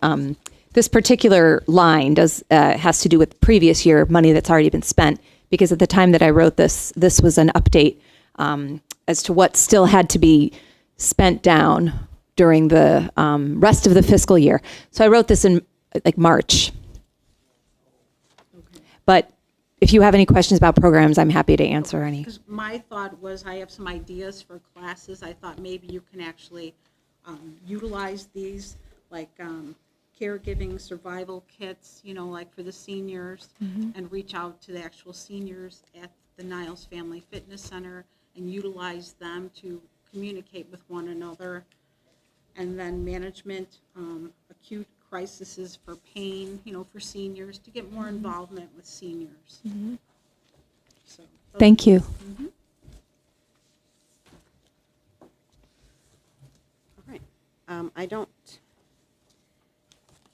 think I was just a little confused about one thing I saw in here, and it was when you said that staffing was down 73 hours. But then in the next paragraph, it says you have 138 and a half vacant hours. So I'm not sure. And that's, do you want the page? Yes. Let's see, 1, 2, 3, 7. That would be 7, I guess, Okay. in staffing.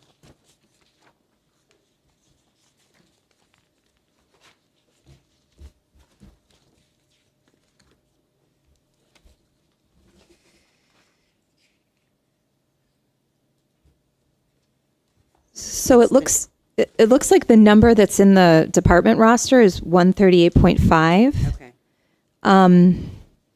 However, I think that I'm just noticing this now. I apologize that I didn't notice it before, but I think that there's actually previous level of staff, full-time, professional, was 7 librarians. And what's listed here is 1, 2, 3, 4 on staff with 1 full-time librarian listed. So that's just 5. Now, where I'm already hired, I have already hired the 2 staff to take the places that I need. So we are already at the staffing level that we need to be for full-time librarians. But I don't know how that, I'm sorry, I don't know how that ended up omitted from here. Okay. What I need now is, so I'm sorry, I don't know how to answer that question about that number. But all that we really need right now is, I'm down 49 professional hours because of I had a full-time staff leave who is still working 7.5 hours a week. Plus a 19-hour part-time position, which is sort of like an amalgamation of a bunch of different part-time librarian positions that have shifted and changed, and some of the staff were pre-COVID and they have left. And then also 25.5 assistant hours I still have. Does your budget for salaries assume that we're getting all those hours back, or does it not include that? It does. Okay, so it assumes that your department is fully staffed. Yes. Okay, and does it factor in, we're in the middle of a union negotiation. I've said this a million times. Does it factor in that salaries will likely increase based on that as well?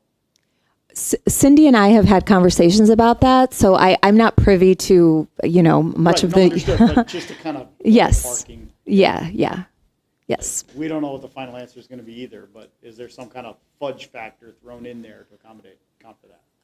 Yeah, we've talked about Cindy and I have talked about a couple of different things that we might be looking at, reasons we might need to change those numbers. Okay, it changed those numbers in which direction?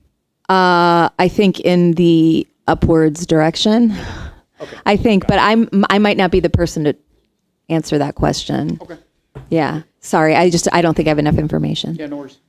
So the, Just real quick, so I think according to the adult and outreach page, you currently have 316.5 hours. That's correct?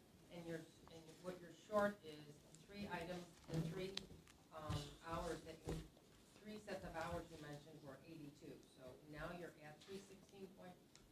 That's correct? The 316.5 I don't believe is correct. I believe that it's 316.5 plus the 2 positions that I hired, plus 2 additional full-time positions that I hired that are not listed here, even as vacancies.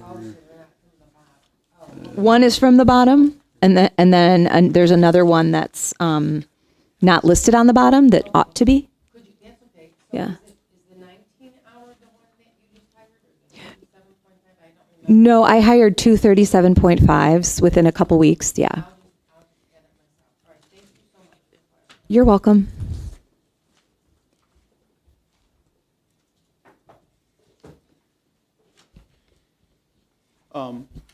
sorry, this, I'll save it because it's not a question for you.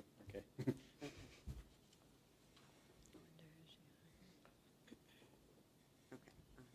Is there anything further for Mary Kay? Actually, there is one more question. If your overall number for this year appears to be, if I'm reading it correctly, appears to be lower than last year's. What's like, how are you accomplishing the same with less? Well, my programming has gone down. Got it. I'm sorry, I can't answer that right What page now. are you looking at when you see that number? I flipped to it just now. Is 279 is the requested amount, and then the amount from last year, the budgeted amount was 305. Was 305? 305. What category? Because you're sorry, where is it? I'm sorry, I'm looking through so many different pages at once. When you went through the budget, you've used something like 200 of 305, 205 of 305, you got 100 left for this fiscal year, and then next fiscal year, I think the ask is 279 for your department, right? Did I get that number right, or am I reading the wrong number? Well, I Yes, that one. Then that two something is you're higher than what she's got written there. oh, are you looking at the grand totals of materials, maybe? No, I was looking at, hold on, I got to find the page. Go on, I got to find where I was looking. What I'm seeing that it says 279.5 is for materials Maybe that's where I alone, missed it. which is on page. I don't see a page number here. Yeah, but it's, there are no pages. That's part of the issue. Yeah.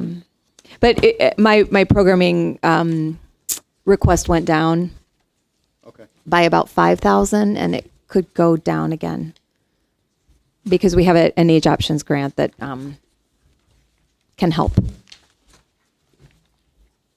Yeah, the 279.5, sorry, yeah, that is the materials total, sorry. My bad, looking at the wrong page. Thank you. Thank you. That was first in the book as well, so why don't we just continue with the order of the book? You're next. Any questions for youth and teen services?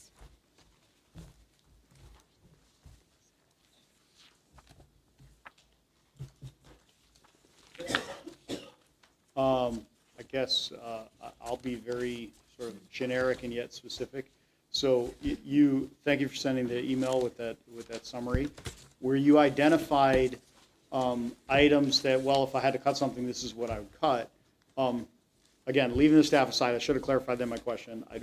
We want every staff member there fully, we don't touch that. But of the the other expenses that you identified as potentially, well, if I had to cut, this is what I cut. Generally speaking, if all of those things were cut, let's just assume all of them were cut. If all of them were cut, the 40% scenario no, not the 3. 40%, the bottom number. You remember, like I asked you for 2 different levels or 3 different levels?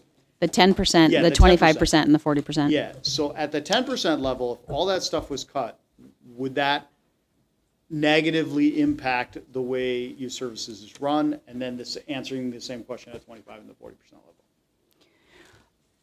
level. I went through the different lines and looked at lobbing 10% off. I felt it was a very difficult exercise, but I think also really good at getting at the over-under, like what could we live with getting rid of and what would we defend at all costs in that 40%. Exactly. That was the basis of what I was trying to get at. Yeah, it was a good exercise. Okay. Although I think I did it incorrectly, but what I did, it was helpful for me to look at, where slicing and dicing need be, where would that fall. The 10%, I mean, any one year, I would hope that all of us could live with the 10% cut. Okay. Youth services could survive that. I will say that the years of the restricted budget, I think our collection was starting to suffer and would suffer if there was prolonged years Right, at understood. that 10% cut. Okay. So, I guess then we should say that the collection, or revitalizing the collection, maybe that's the best word, is a higher priority, so let's not include that in the 10%. So that's, I guess what I'm saying is, we want you to be able to provide the level and quality of product, for lack of a better word, Yeah. that you're providing now. And is that 10% or any of the higher numbers as well, is that going to Well, impact that? I think where you started to see me defending specific lines was at that 25%, Okay. where I said, Understood. you know, Understood. at this point, databases would start to feel the pain, so we would shift Right. that cost to programming. And definitely, you know, we can trim programming. I'm not. We don't want to do that, though, right? That's, I mean, we want to try to be able to, maximize programming so that we maximize the number of people who are benefiting, right? So it's kind of like a, No, it's a razor. You know, you Yeah, trim on one it's- side and you feel it on the other side. But right. 10% is feasible. Okay, cool. That's, I mean, the specific line items, I'll, don't need to bring up here because you already identified them, so. Can I make a suggestion? Just if we go through the departments at the beginning of the book, the tabs at the back are all supplemental material. They're not. There's no page numbers, but each department in the beginning section where it's combining, like page 14, it's youth services. It's comparing this budget to last year's budget, and then we're all sort of looking at the same page. So page 14 was youth services. If we work through the 27 pages at the beginning of the book, and then if there's very specific questions, the backup detail is here. But it's really hard to go through the backup detail because it doesn't have page numbers. And so we'd start on page 16 with digital services would be the next tab or the next department. And then you can see on page 16, Okay, the I get it. proposed budget, and then over at the last column, the 22-23 budget and comparison, very simply there. And then, Finished with youth and teens?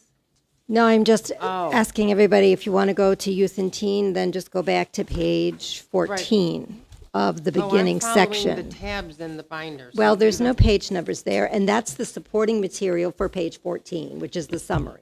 And it shows the total budget to budget. Thank So- you. That's a easier way to do it. I think you're right. Okay. So, ask I what it is. apologize for wasting everyone's time. Oh, then, no, it's for, fine. for So- not, so do we and I wanna should have go seen the 279. I got that number was totally off. So, yeah. Okay. So no, we are still on youth, but we're just looking at a different page, Carolyn. Okay, Ariane, I just have a couple of questions regarding teens, and I think I didn't really hear the conversation that you were having with Trustee Trunco correctly. We were talking about, the conversation was about teens, and I noticed Teen Underground is very low. It's like 55% less than last year. Did you say that's because we didn't have school liaisons? And that's why the number is low? I didn't understand that conversation, or hear that conversation clearly. Sure. Trustee Trunco was referring to the programming statistics and the decrease, and I stated that decrease was pointedly because we didn't have a junior high school liaison to promote, who usually goes to end of the school year visits to promote summer reading, and so those statistics were missing, and that's the gap. That's what we were talking about.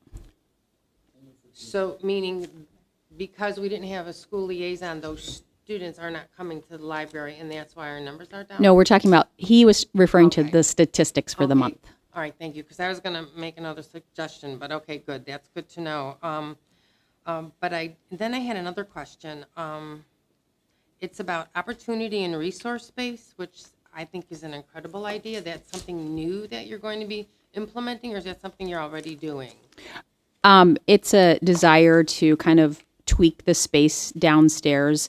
A lot of the kind of outreach opportunities that we like to promote are volunteer opportunities, job postings, and right now they're kind of scattered throughout the space. And the teen librarian, Rachel Calias, was kind of outlining a space to kind of collect all these opportunities, be they volunteer opportunities, job opportunities, Sure. Mental health resources. So we were kind of calling it Okay, I the think it's a oar, like great you need idea. a oar to row your boat. Very cool. Very cool.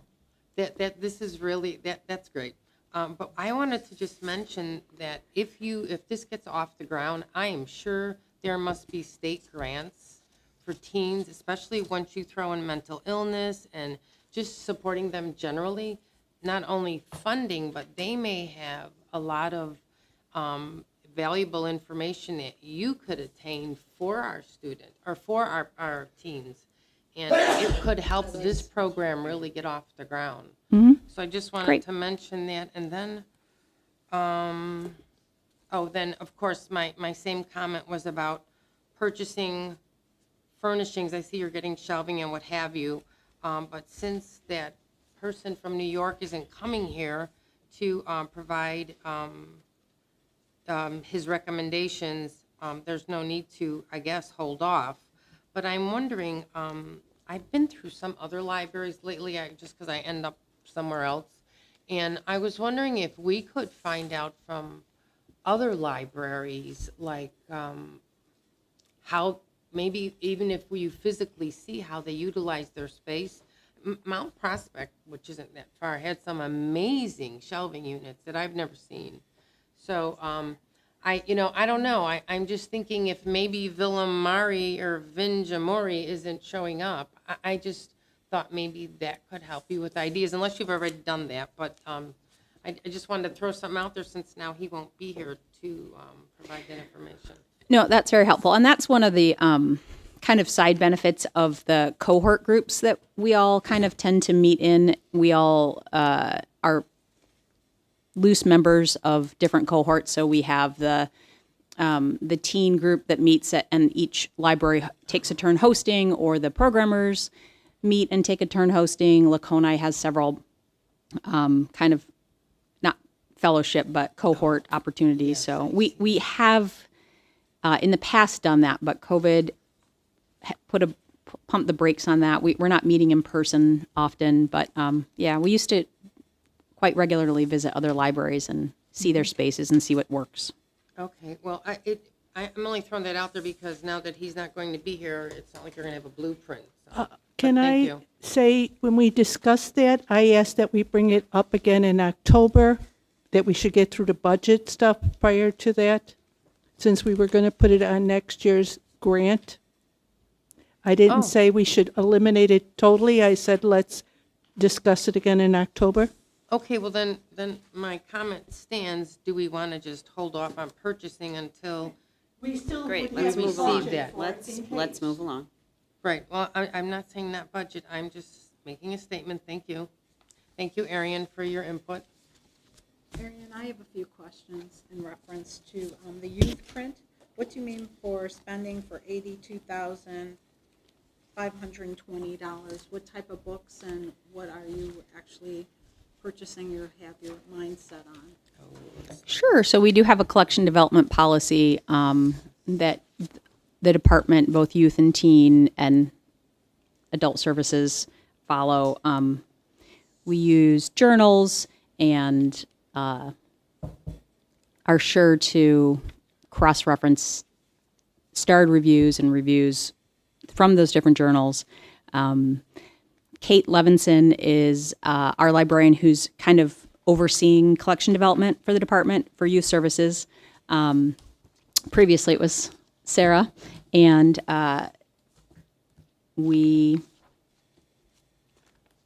take notes every time someone comes up to the desk and asks us for something that we don't have in stock but another library does. We take note of it and refer to that list every month. And if there's a number of times where we're placing holds, we look at the holds list and we might need to purchase multiple copies of a book. So sometimes when the next Babysitters Club graphic novel comes out, we're probably going to buy 5 of those.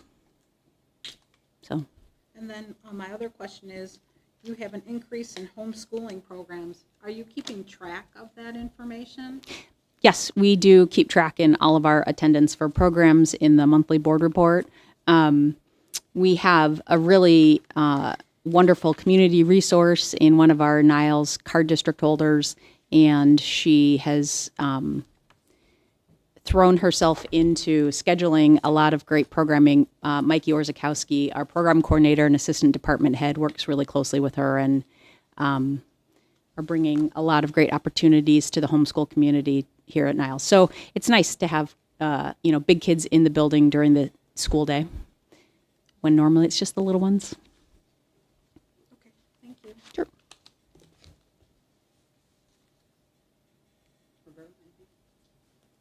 No, thank you. Trustee Rosansky? No, thank you.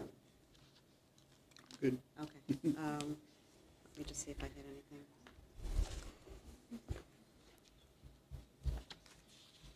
It's still shocking to me how many staff you're down. Yes. It is very painful. This was a very difficult summer.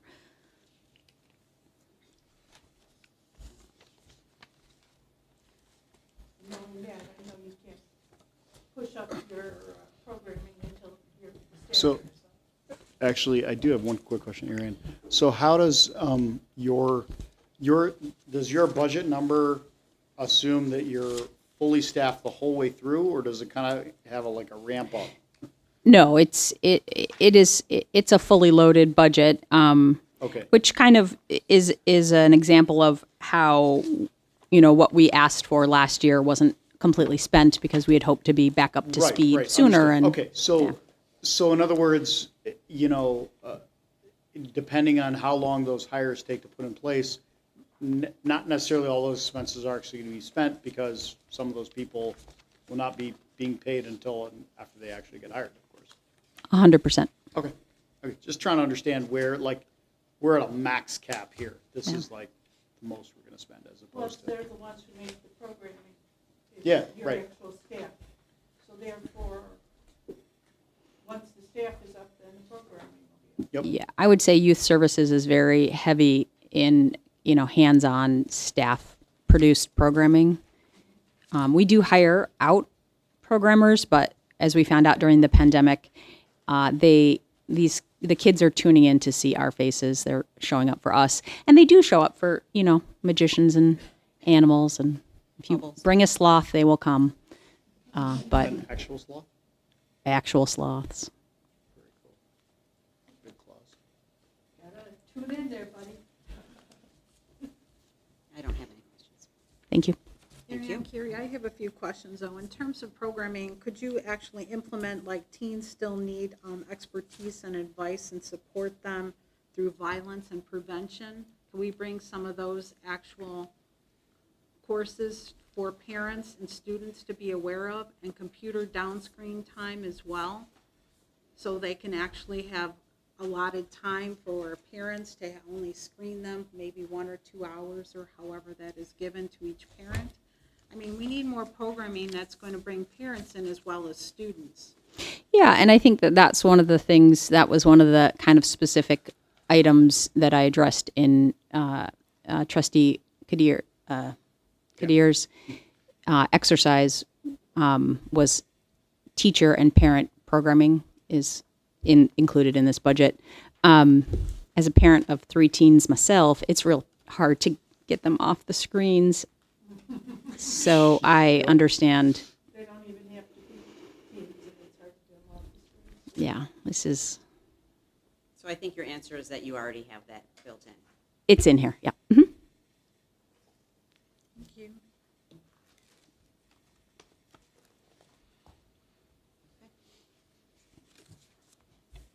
All right, moving on then. I'm going to go back to page. Page 16. 16.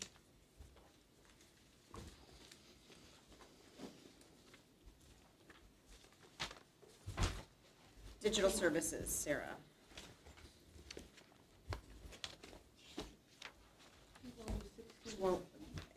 So digital services is the next one, but if you look at page 16, it has all the numbers together instead of kind of spread through, so it's just a little easier to visualize easier to compare. numbers.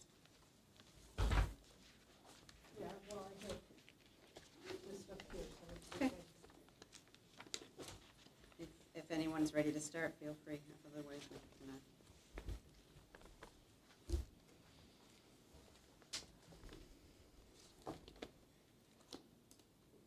All right, I'll go. Well, hello again, welcome. I'm glad I finally got to meet you. And I do have a couple of questions for your department. I noticed you mentioned the digital services staff-led programs depend on staffing, and it looks like at this time, I'm showing you have 195 and a quarter hours per week, and that's difficult for you to staff the staff-led programs. Is that what you're? Is that your? Yes, that's correct. We have a desk that we staff while the library is open. We also have the makerspace that we are staffing with our full-time makerspace assistant. And then in addition, we have staff doing programming, which is, of course, more than just the program time. It's the prep time as well, because a lot of ours we build them from the ground up to teach those classes. Oh, so how many staff? How many total staff do you have? I'm not even sure what this number represents. I didn't jot it down. Sure. So this was before we recently, just in the last couple of weeks, have hired 2 additional part-time digital services assistants. Okay. So Oliver and Ethan are both 16 hours a week. And so that will bring us up to 1, 2, 3, 4, 5. 225.5. Yeah. So a little bit, 225.5. And then we are counting Josh in here. He's kind of double counted because he splits his time between Rich and myself in IT and in digital services. So we're kind of double dipping with Josh. Sure, I understand. I usually separate them out, but so that's 7 employees you have? I'm not sure. Since I don't have enough. Yeah, it's 8, Okay. plus Josh part-time. Okay, thank you. No, they're not all full-time. I have 3 full-time staff, including myself. Or no, 4, sorry, Brian is a full-time. 4 full-time staff, including myself. Josh is full-time, but again, we split him between IT and digital services, so he's effectively part-time for me. And then we have 3 other part-timers at this point. Thank you for that. Now, what I was wondering is, I know some libraries tend to schedule appointments as opposed to just having walk-ins, and they do that in certain departments. Sure. Would that help you at all to, if you scheduled appointments for, if it's, makerspace or some training that people may need, would that help you schedule your staff more? So we have been doing that over the past year, mostly because we had not had a makerspace assistant for a good while. Our previous one left in August, like the beginning of August, and Brian didn't start until the end of March. And of course, he's taken some time to train. He doesn't spend all of his time in the makerspace. He's only scheduled in there about 4 hours a day. He's obviously working 7.5 plus the half-hour lunch break. That's unpaid. But he is only in there for 4 hours a day at this point. We do also have our one-on-one appointments, and those can be either for technology or for the makerspace. Those are limited to Niles cardholders only. And so that we do perform a lot of one-on-one appointments. We're averaging about 11.5 one-on-one appointments a month if you go over the past fiscal year, which is a lot more than when I was looking at 2020, 2021, just out of curiosity, we were averaging less than 3 one-on-one appointments a month. So it's a huge jump. Okay, so you have 11 appointments per month, Yeah. one-on-one. And so then my question is, so scheduling appointments in your department is more feasible to utilize your staff? So it is more feasible. It's limited to Niles cardholders only, though. Our makerspace is open to anyone to use. And so if people need help in our makerspace, but they don't have a Niles card, they cannot make a one-on-one appointment to get staff help. So they could make an appointment to use the equipment, but they would not be able to get any help from the staff if there's no staff in the makerspace at that time, which So- is why we're trying to staff the makerspace at least a few hours a day. And currently, how many hours is it staffed? 4 hours a day, 5 days a week. And so then the patrons would know it's staffed between these hours and that's when they would come, correct? So that's Correct. scheduled? Yes. Okay. All right. Well, thanks for that. Let's see. Okay, maybe one more if you have it, and then we'll have to keep moving. Oh, then I just had one comment. I'm not sure, but do the digital services staff provide training for the library staff in terms of Microsoft or whatever library software that is used throughout the library? So we have in the past offered, I know we did some during the pandemic, especially on Zoom for Office 365.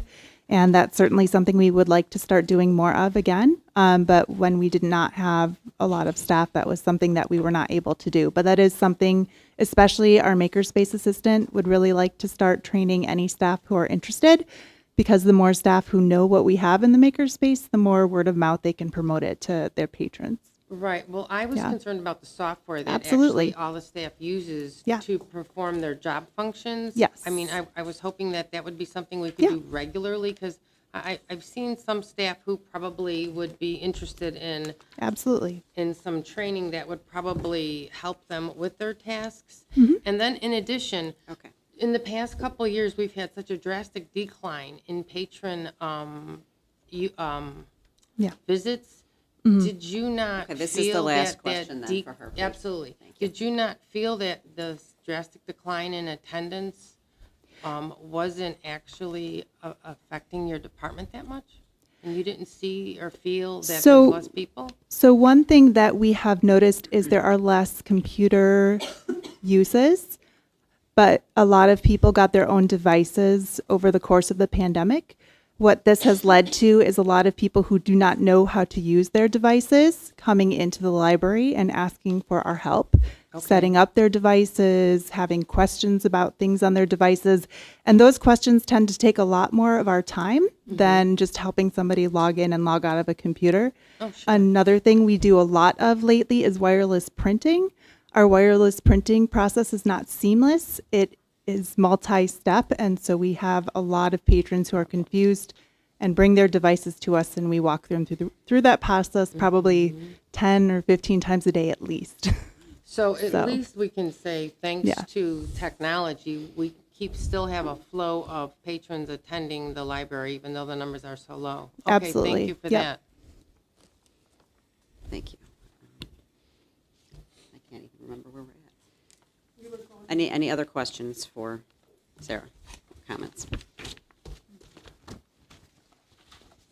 Was it your budget? I was looking through Yeah. the papers just now. Sure. For the makerspace. Yes. So taking down the walls between the makerspace and the study rooms. So that is something that we proposed. We just would, the makerspace is very small. It was established in 2015. Before makerspaces were really even much of a thing. We were actually on the cutting edge back in 2015 to even have a makerspace at all. But now libraries are instituting makerspaces pretty regularly. Most of the libraries in the area that have them have a much larger amount of square footage dedicated to them, just because the equipment takes up space. The people who are using the equipment take up space.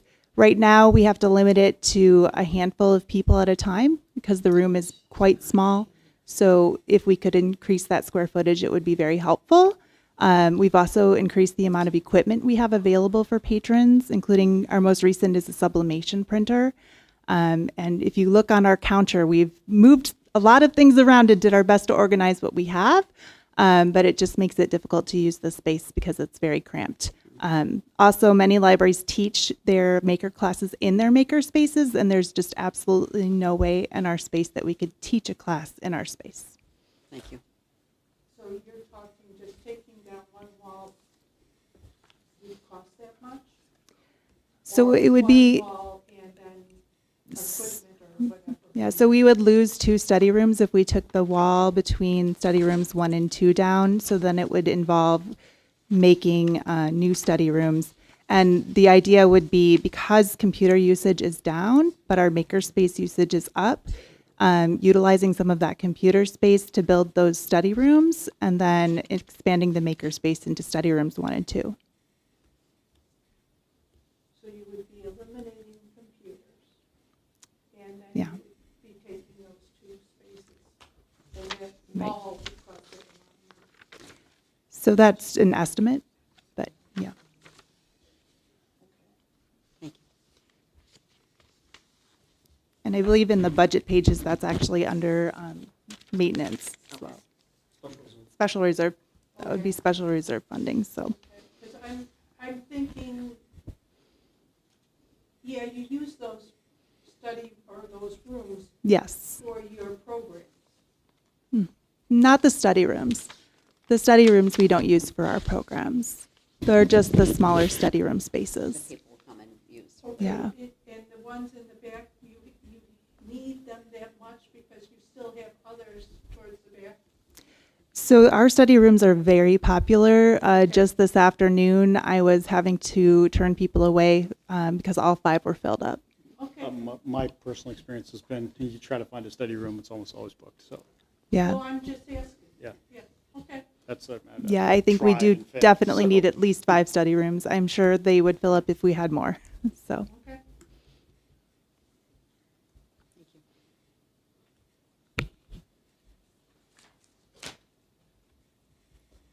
Material services is what, 17? 18. 18. And that's Victoria, right? Mm-hmm. And she is not here, so. She is not here. I didn't have any questions on that one. I don't know. I did. Yeah, I mean, it's literally $34,000 over the salary, so it's like, cut a nickel. Right, it's not much So, more than last. yeah, so, I mean, I guess if anyone has questions for Victoria, they can email them to her. yeah. And then we are on to maintenance. So that's And for then you, Rich. maintenance 15. Rich, you have 2, you have maintenance and IT, and then the last one is Sasha. Do we want to maybe skip you and go to Sasha? So that I also have other, Okay. Yeah, we'll go to so Sasha. please. Okay. Oh, how did I, what's that? No, we skipped Athena. Yeah, but where is it? What page number is that? I don't know, we skipped her though, that's all I know, we haven't talked to her yet. So 21 is marketing. We're skipping marketing? We're going, Oh, patron services is like towards the back. You're correct. You're correct. I'm just saying Okay. there's still one more Understood. after Rich. so we are doing, So should we go to skipping Athena next? IT, doing marketing on 21? Let's go to marketing on 21, and then patron services, and then we'll make Rich stay to the end. No, we'll torture Rich. All right, so Sasha, marketing. Poor Rich. Yes, it's page 21 in the, The shirt's pink so that when you bleed, it's not visible.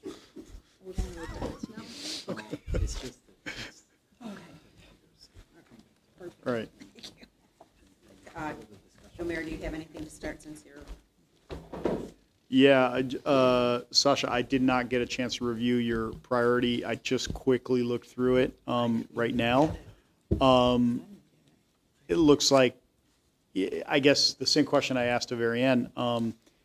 If the stuff that you labeled 5 was gone, would that seriously hinder your ability to do your job? No. Okay. That's basically my question. Me? Thank you.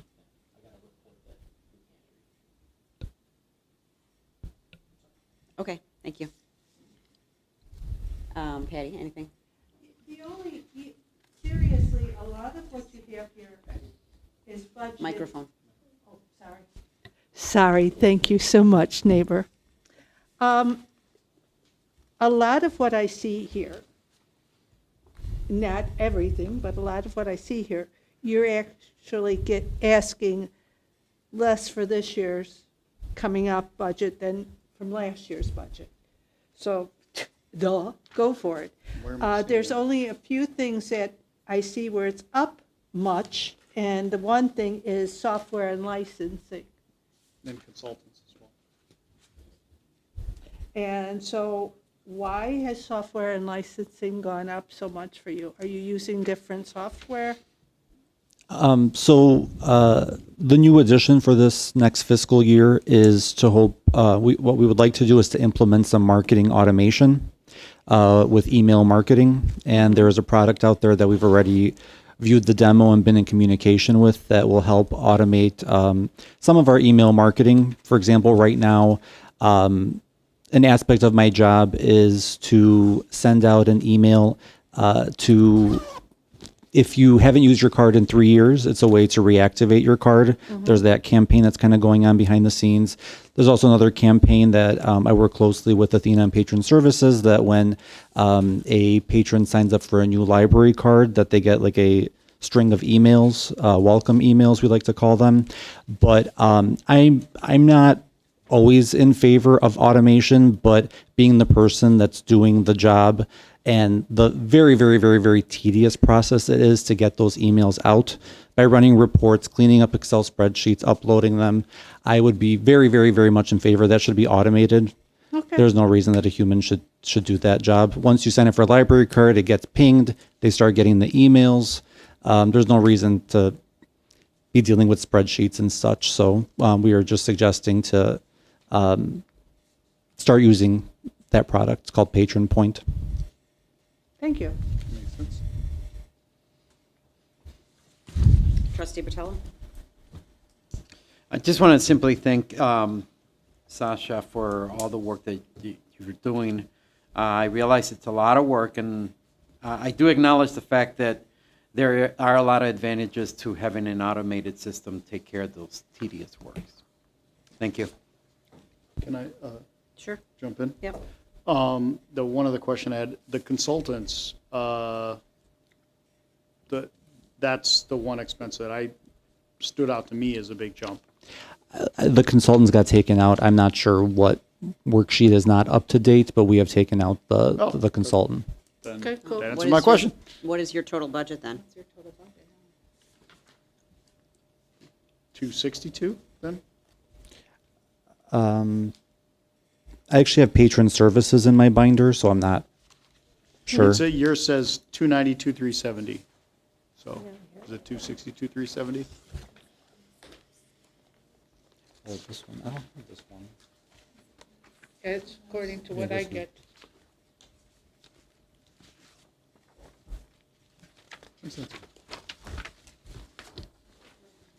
Oh.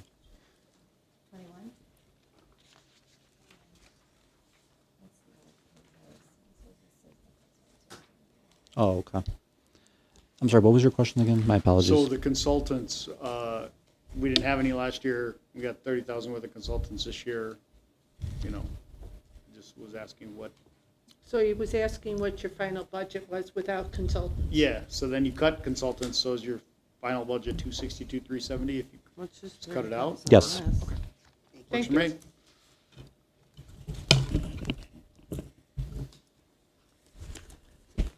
Trustee Schoenfeld?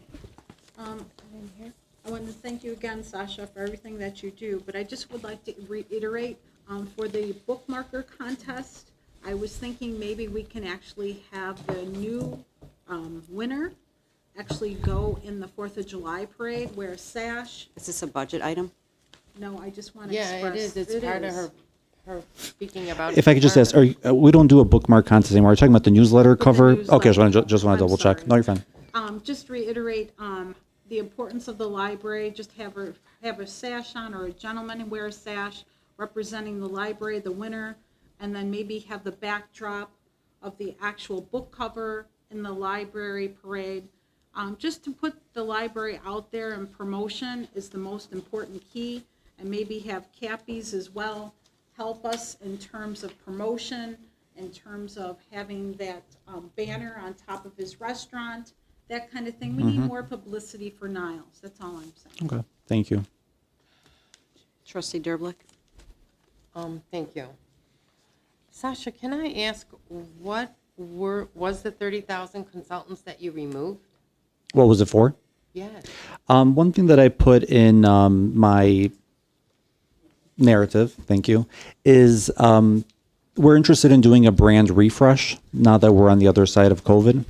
And we did do some research, and we did get some quotes just to kind of see how, we've never experienced going outside for something like this. It's been 10 years since we rebranded it. It coincided with the renovation of this building.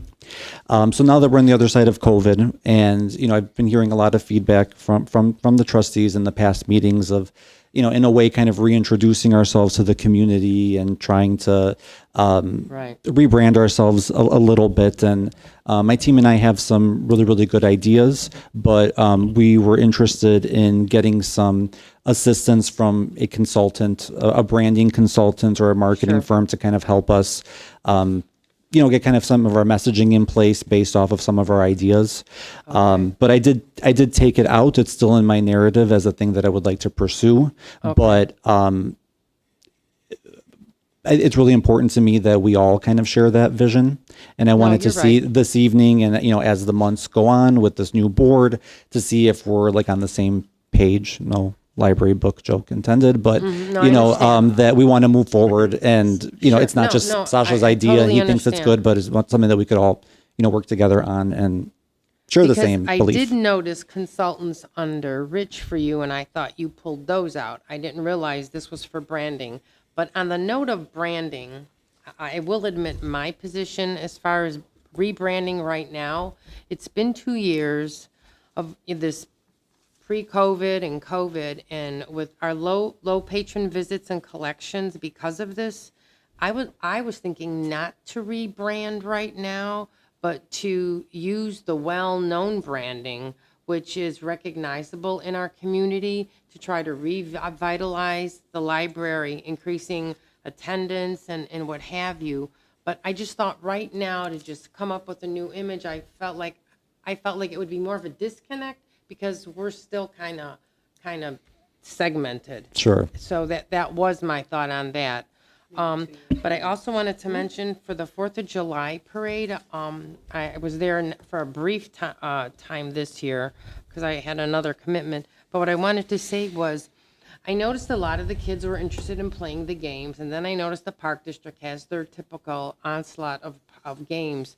I was wondering if maybe you would consider for this coming year, maybe having some type of interaction with staff members and youth, or staff members and teens under the tent, buy some tables. Our staff were out in the sun, wonderful, playing the games or helping the kids facilitate them playing the games. But I thought maybe with the youth, even if we had some like extraordinary storyteller that could just occupy their attention for a while, and and then also have a lot of the things about our library, about the summer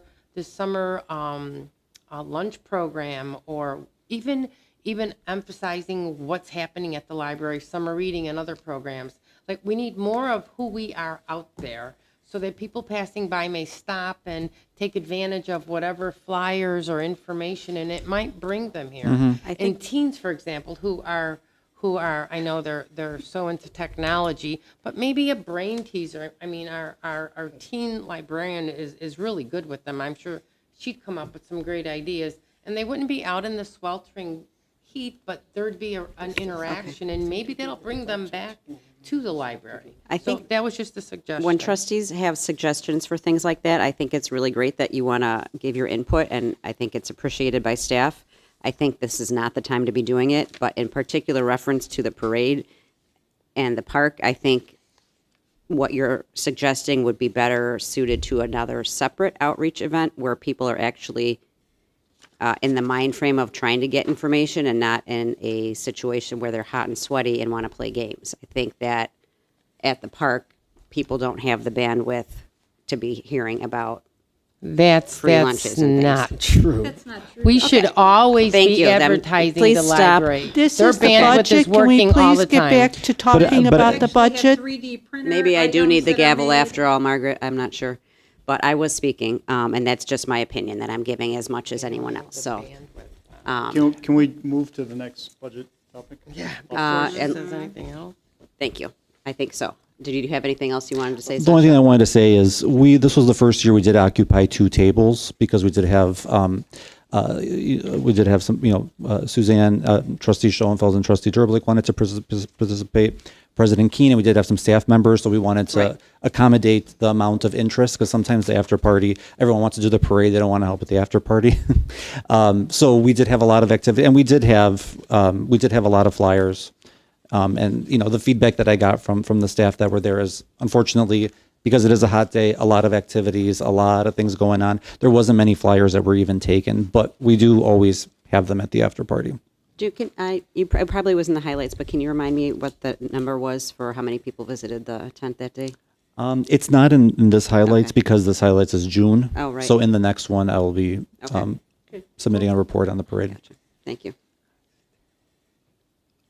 All right, so patron services. Athena, so I guess we're cutting a nickel from Victoria's. We're going to cut about 3 cents from yours. My only question was postage and freight went up a lot. Is that just because postage and freight cost more, or? So we're doing a lot more passport service, so that's where a lot of it comes from. And then we're also trying to reach out to patrons who have long overdue items to encourage them to return it back. Okay. That's all I want to know. Trustee Rosansky? No, I noticed that, in my opinion, a lot of things were lower, like the other one, than they were from the previous budget. Some were quite a bit lower than the previous budget. One thing that I saw was, like he said, the postage, but the postage is kind of out of your hand to a certain degree. No, I have, other than that, no questions. Trustee Derblick?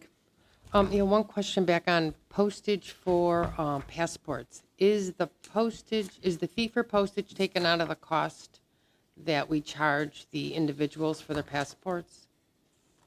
So we collect $35 per application. We can fit 7 applications into one envelope, and the envelope costs about $7.95 a mailing.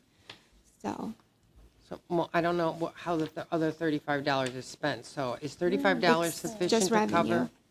Pardon me? Revenue. Well, actually, we do utilize staff to perform the process. So are we saying then that the postage is coming out of, the postage is, when we have to reorder the postage, it comes out of the revenues brought in from that? No, it's not that specific. The money goes into the revenue line for passports, and the postage is charged to the postage line. There's no matching it up in the computer.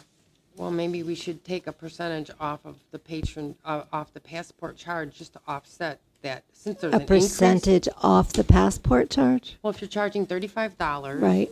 And she has some formula, 7 go in an envelope and it costs X number of dollars. So, Mhm. I mean, you can prorate it somehow. So the money that we're generating from the passports will just supplement the postage, and it won't be an added expense. Well, I think it's already supplementing the postage. We're making money on passports, right? Yeah. So Well, if we're making money on passports, then why aren't we paying for the postage? we are. It's We're just that it's accounting in a for the different- postage here it's just as a an different- expense.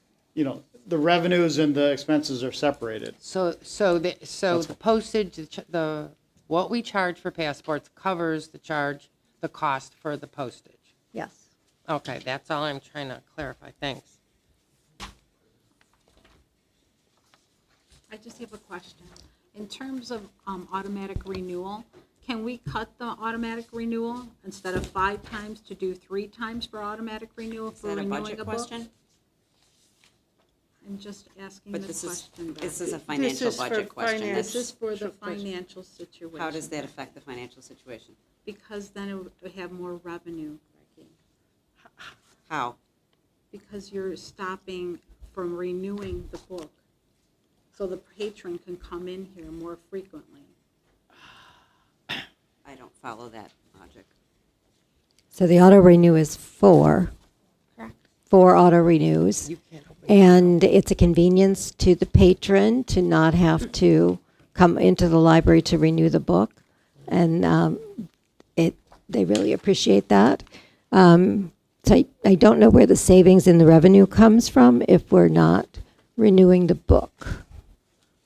I don't understand that. The staffing part, though. Well, you would require more staff for people to come in and manually renew the books. Is renewing the book advantageous, though, that many times? Yes. Yes. Because people would really check out a book 4 times? Yes. Yes. I do it all the time. Interesting, okay. Depending on the book. If someone else wants the book, they can't renew it. So if no one else wants the book, they can keep it and read Okay, it. It's Yeah. not staff time because it's an automated. Right. Thank you. Trustee Kadir, I'm sorry, Trustee Botello. Yes, I do just have one question with regards to the notaries.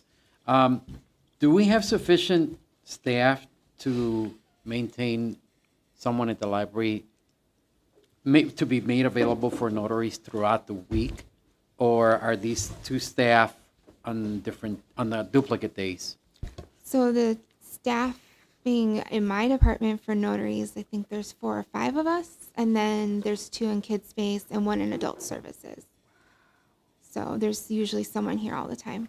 That's awesome. Thank you. Did you go? No. To be honest, I know her department does bring in revenues with the passports, so therefore, I don't really have a problem with your department. I love it. Thank you. I just wanted to confirm, it looks like you are still down 6 employees. You were looking for 6 more, right? Correct, yes. That would help with the passports also, wouldn't it? Definitely. We might be able to go back to the model of not requiring an appointment, which would give us more opportunity to help more people. Thank you, that's all I had.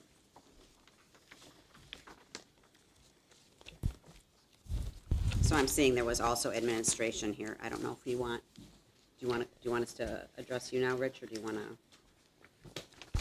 I think doing maintenance and IT first and then. Yeah, we can do maintenance, which is 05, IT 06, then admin, which is 09, and then other, which is also, I have stuff in there. So page 19 is maintenance. Whatever makes you happy, Rich. Umar has stepped out for a minute. That's all right, yeah, so. So we can get to him afterwards. Maintenance, yep.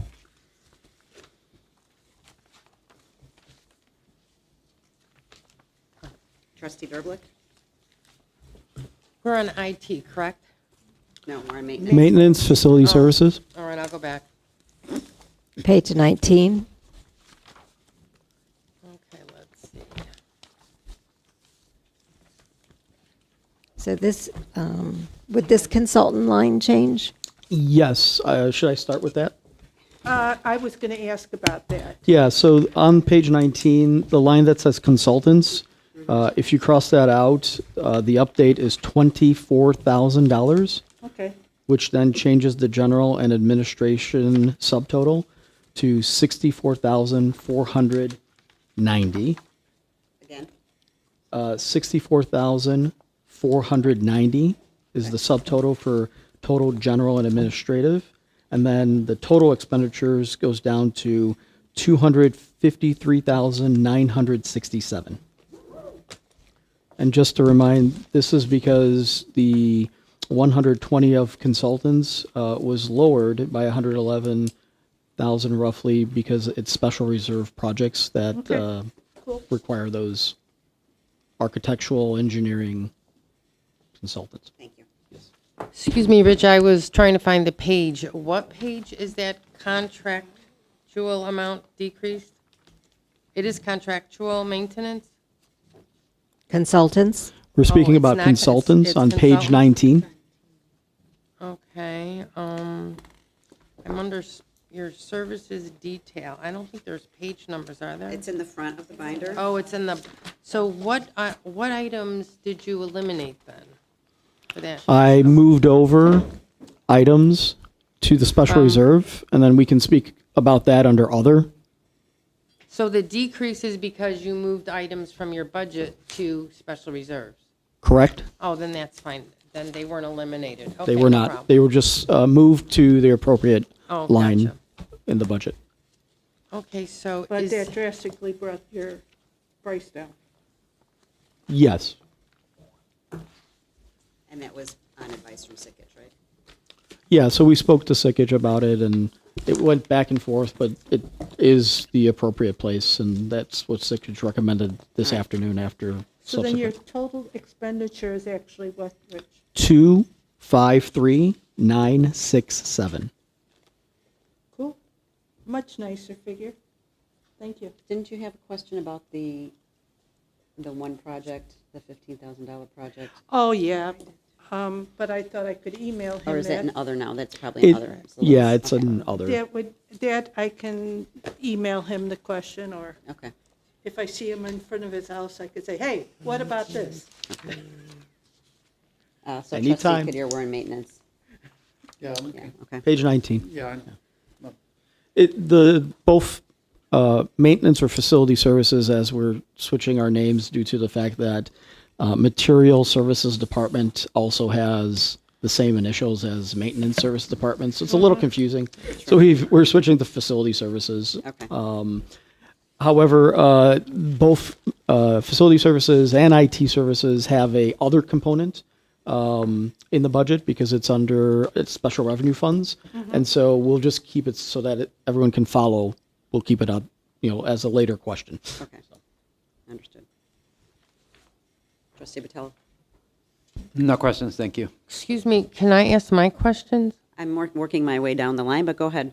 Well, I thought you started with me and then Rich interjected and I kind of got lost, but thanks. I did have a couple of questions for you, Rich. Regarding the lower level makerspace study rooms, or the makerspace and some additional study rooms. Again, I believe when Matrix comes through the library. So that's they a will be question under talking- other. They will be talking about our space. So I just wanted to suggest again that maybe we want to wait until the study is finished before we start planning this. Right, so we're going to address that in other because that got moved to other. So right now, we're on maintenance. Yeah, page 19. So the items in the first column under the 2023-24 budget. I'd like to also point out that it's 9:46, and we should probably try and move along. I will ask my next question if I get a minute. Thank you. Regarding the $50,000 roof maintenance project, Also in other. when did we move all this? Those are all for special reserve. That's why they're in other. That's what we've been discussing for the last 5 minutes. So we don't want to talk about them now. We Okay. will when he's ready to discuss other. Overnight cleaning, that's not special reserve, so can I? It's under building funds, so it's not under general administrative or building It's and not part of equipment. maintenance? It's something, Fine, if you it's a want me to budget item that discuss it we, later, I'll yeah, I mention mean, it then. we can jump around however you want, but if No, I we're just have following this everything under format, maintenance. it's whatever's on this page, and I'm happy to Okay, discuss thank you. anything It looks like you I don't want. have anything for maintenance. Thank you. Okay. Trustee Schoenfeld? No comment. Maybe it would be helpful to, so we have $24,000 left in the consultant line for you. Yes. What does that cover? Oh, absolutely. Thank you. Mm-hmm. So we don't repeat the questions again at the end in other. Let me just go to the detail pages, so I say it as accurately as possible. So I updated them. So every 5 years, the library goes through and updates its electrical maintenance assessment reports. So anything that's mechanical, anything that's electrical, fire protection, all that, HVAC.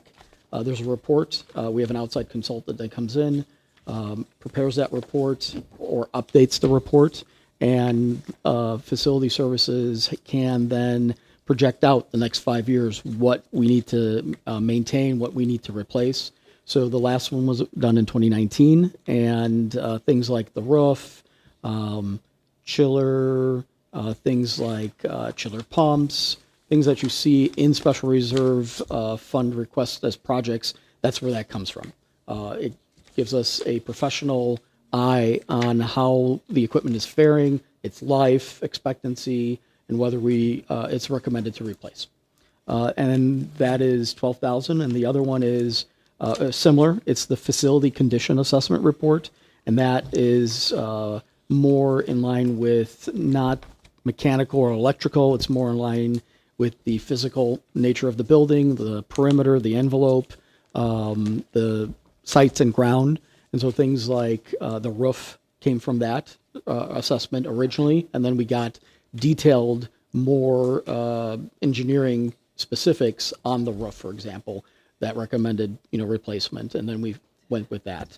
And then we're revisiting it because we've not done anything substantial based on the 2019 report and subsequent engineers that we've hired. So those two things total $24,000. Thank you.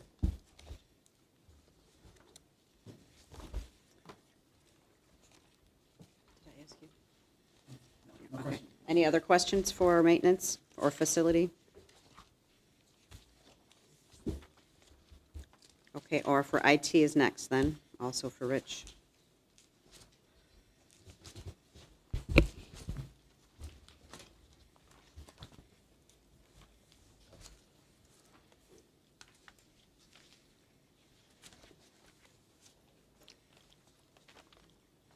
Okay. Go ahead. I have,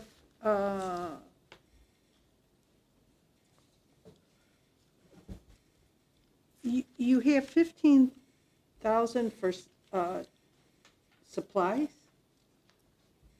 information technology service, and SUP, whatever that is, because it got up. Support. Sure. Support? So what is actually that? You're hiring somebody from the outside? So if you look at the last line on page 20, the last column, I should say, for the 22-23 budget, there was 18,500 for consultants. However, when we hire companies, they don't consult. They actually do work. Sometimes it's 50-50 work, but they're not just preparing some report. They're actually doing work. And we felt that it doesn't actually reflect in terms of the category consultants. So we asked Secretary about this, and they created a information technology services and support line, and that's where the 15,000, instead of being under consultants, is under there.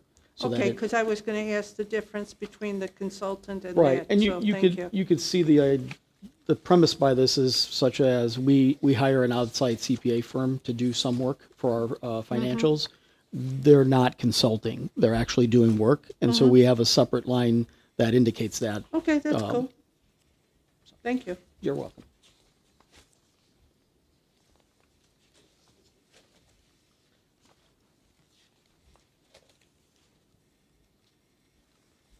Trustee Kadir.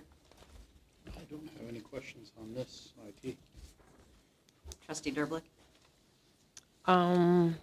Yes, regarding the consultants, I believe it's E-Rate that's going to pay for these, the $5,000 network IT AV services support and larger projects. Could you explain what it means by larger projects? Not sure what that covers. Sure. Let me just turn to the page.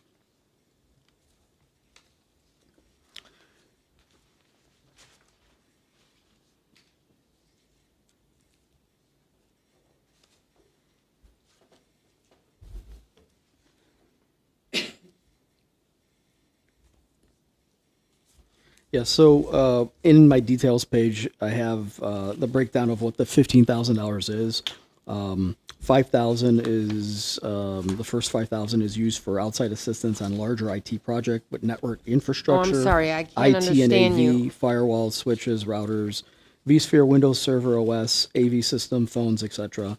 The firewalls and switches specifically, we go out to get E-rate. It's a total of $9,750, of which E-rate requested funding is $7,800. Does that answer your question? Well, my question was, it says for larger projects. I'm trying to understand what larger projects were you anticipating? So larger projects are, like it explains in here, infrastructure projects on the network. I'm sorry, I can't hear you. Can you speak closer to your... Sure. There you Is go. that Now better? I can hear you. If you look at the details of the IT budget, Please just tell me what the larger projects are. That's all. It's only 5,000. I just didn't understand what that referenced.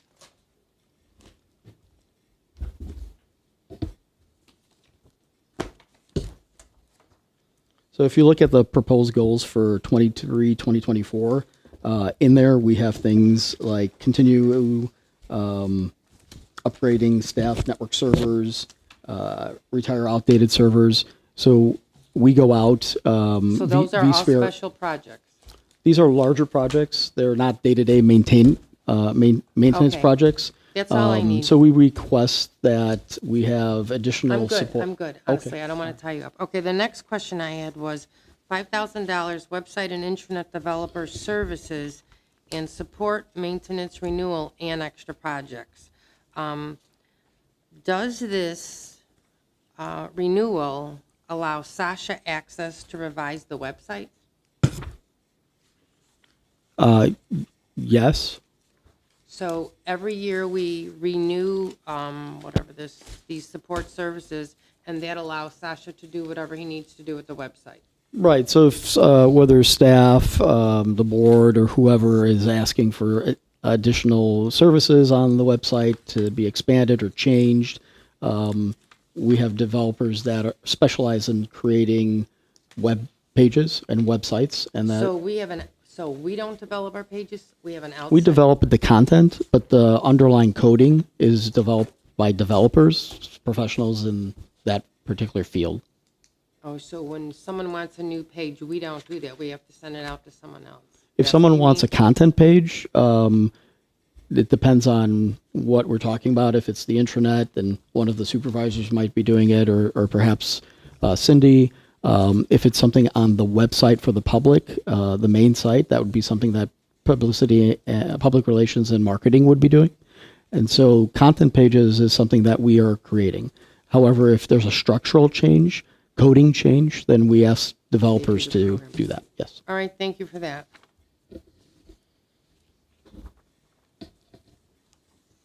Trustee Schoenfeld? I just have one quick question. Can you explain to me the new patron remote access proxy server, what exactly that is? It allows our patrons to be able to connect to databases, or what we call online paid subscription resources from home. So without that, they would have to, for the most part, about maybe 85% of the databases, we call database, but they're online subscription resources, they would not be able to do it from home. They'd have to come into the physical building to access those services. Thank you. Yeah. Trustee Botello did have a question. Sorry, Rich, I overlooked my notes here, but my question relates to the printers that are used by patrons. Does the library own those printers? And secondly, the printing service, is it at cost to the library, or is there a profit generated from it?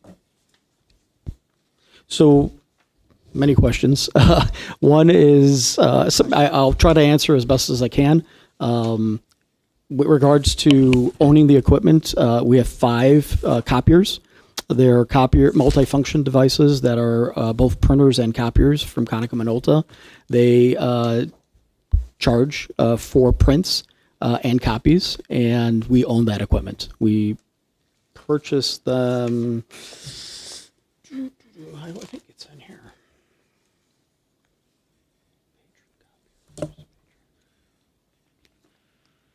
We purchased them in 2015, and so we're looking to replace them next year. They're in year 9 of service. And in terms of In terms of revenue, not by department in terms of collecting revenue or doing that, so I couldn't tell you, but I would imagine that we make profit on them. So I think that's more of a maybe Cindy question or the accountant. Well, yeah, I think we'd have to look at the expenses, like how much paper we use and all that. I don't know that we've done that analysis. Thank you.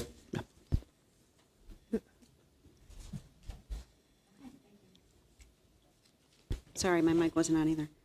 Oh, duh, here's what I was looking for. Okay. Right in front of Anything else for IT? Okay. Rich, you gotta change your hat. Yeah. I want to, again, thank all the staff for being here tonight. I don't, if your department has already been covered, don't feel like you have to stay. Not that I don't enjoy looking at all your faces, but I don't want to keep you past 10 o'clock if you are inclined to leave. So, and with that, then we Sleep on our can behalves. move into what is next? Other? Is that what you were saying? Administration. Administration? I was trying to go according to what you wanted us to discuss. Rich? Well, that's page 24, so if we're going in that order, that is, Whatever. or 23 and 24. Thank you. It's the next department. Okay. I don't know if that's the next line item in here. We can go however it is. here. 23 to 24, we'll do Yeah. administration, then we'll do other. Okay. Other feels like it should be at the end. It's like it's other.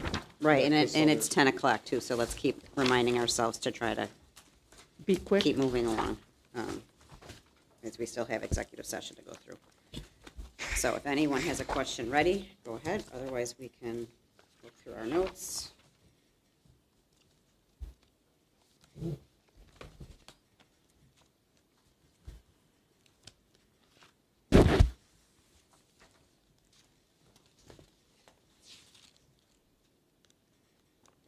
That is less than last year?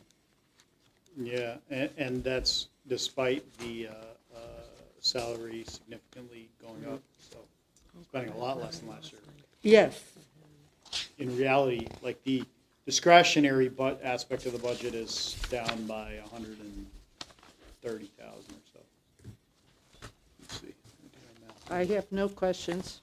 14 and 126, yeah, down 126,000. Legal fees are down. That's good.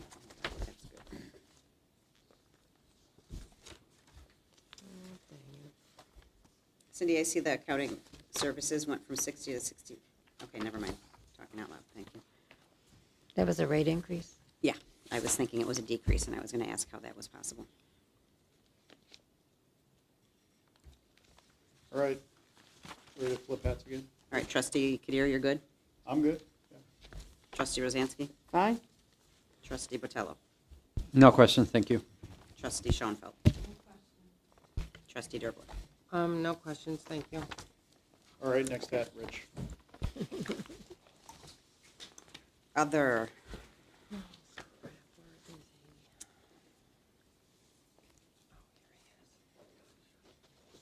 So a lot of other is administrative costs, except you get down into the capital expenditures, the audit, liability, Social Security. Those are sort of a function of salaries. So it's building and equipment maintenance for Rich and the capital expenditure discussion, really.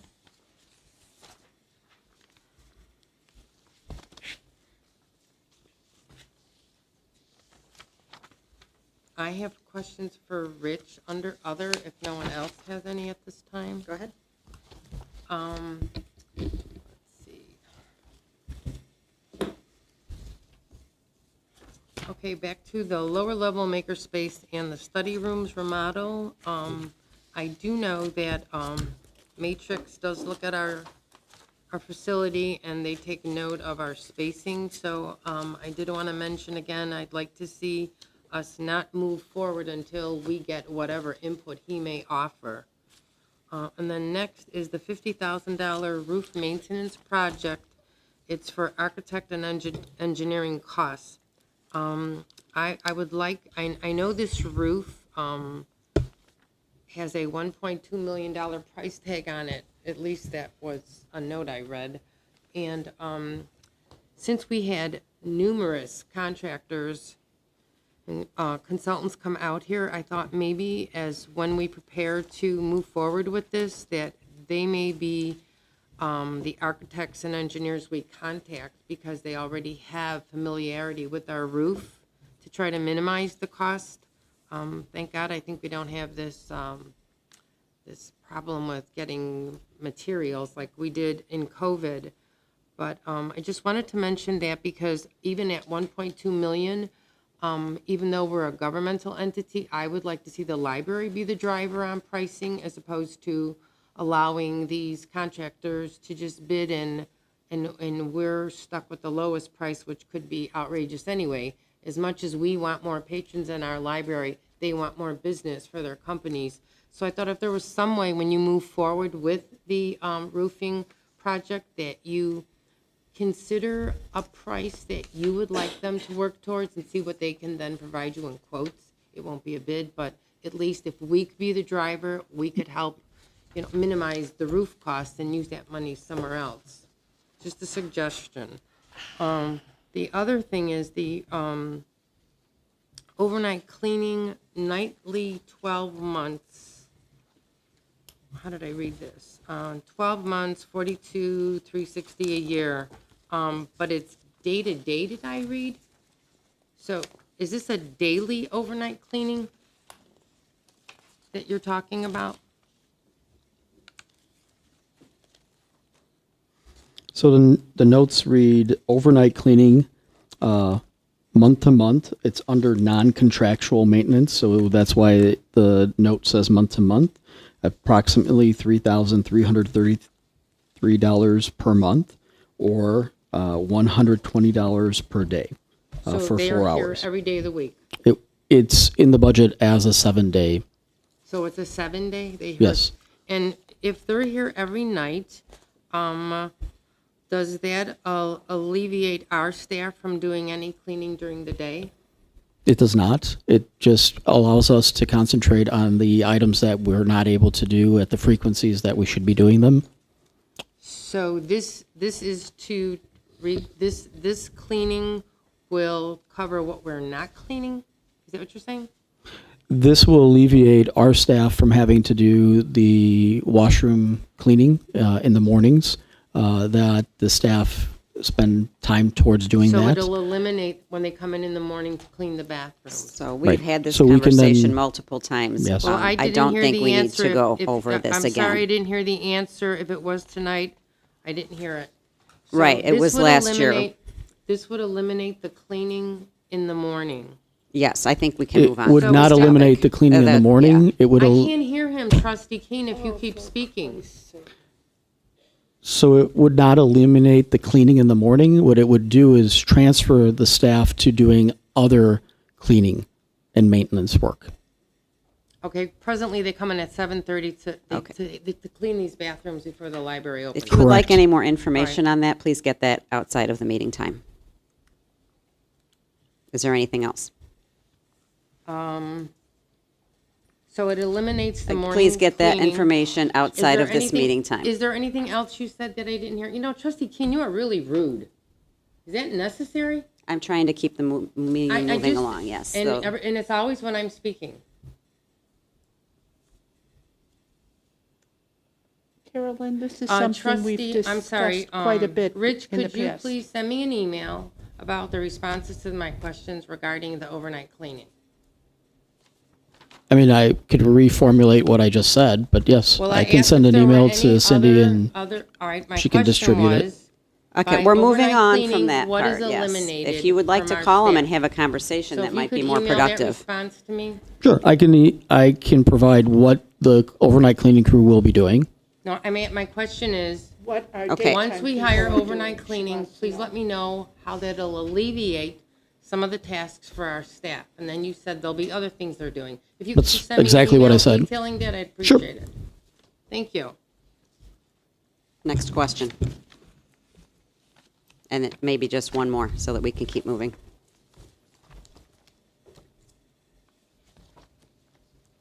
We're done. I don't know. Are there any more questions from you, Trustee Derblick? No, there aren't.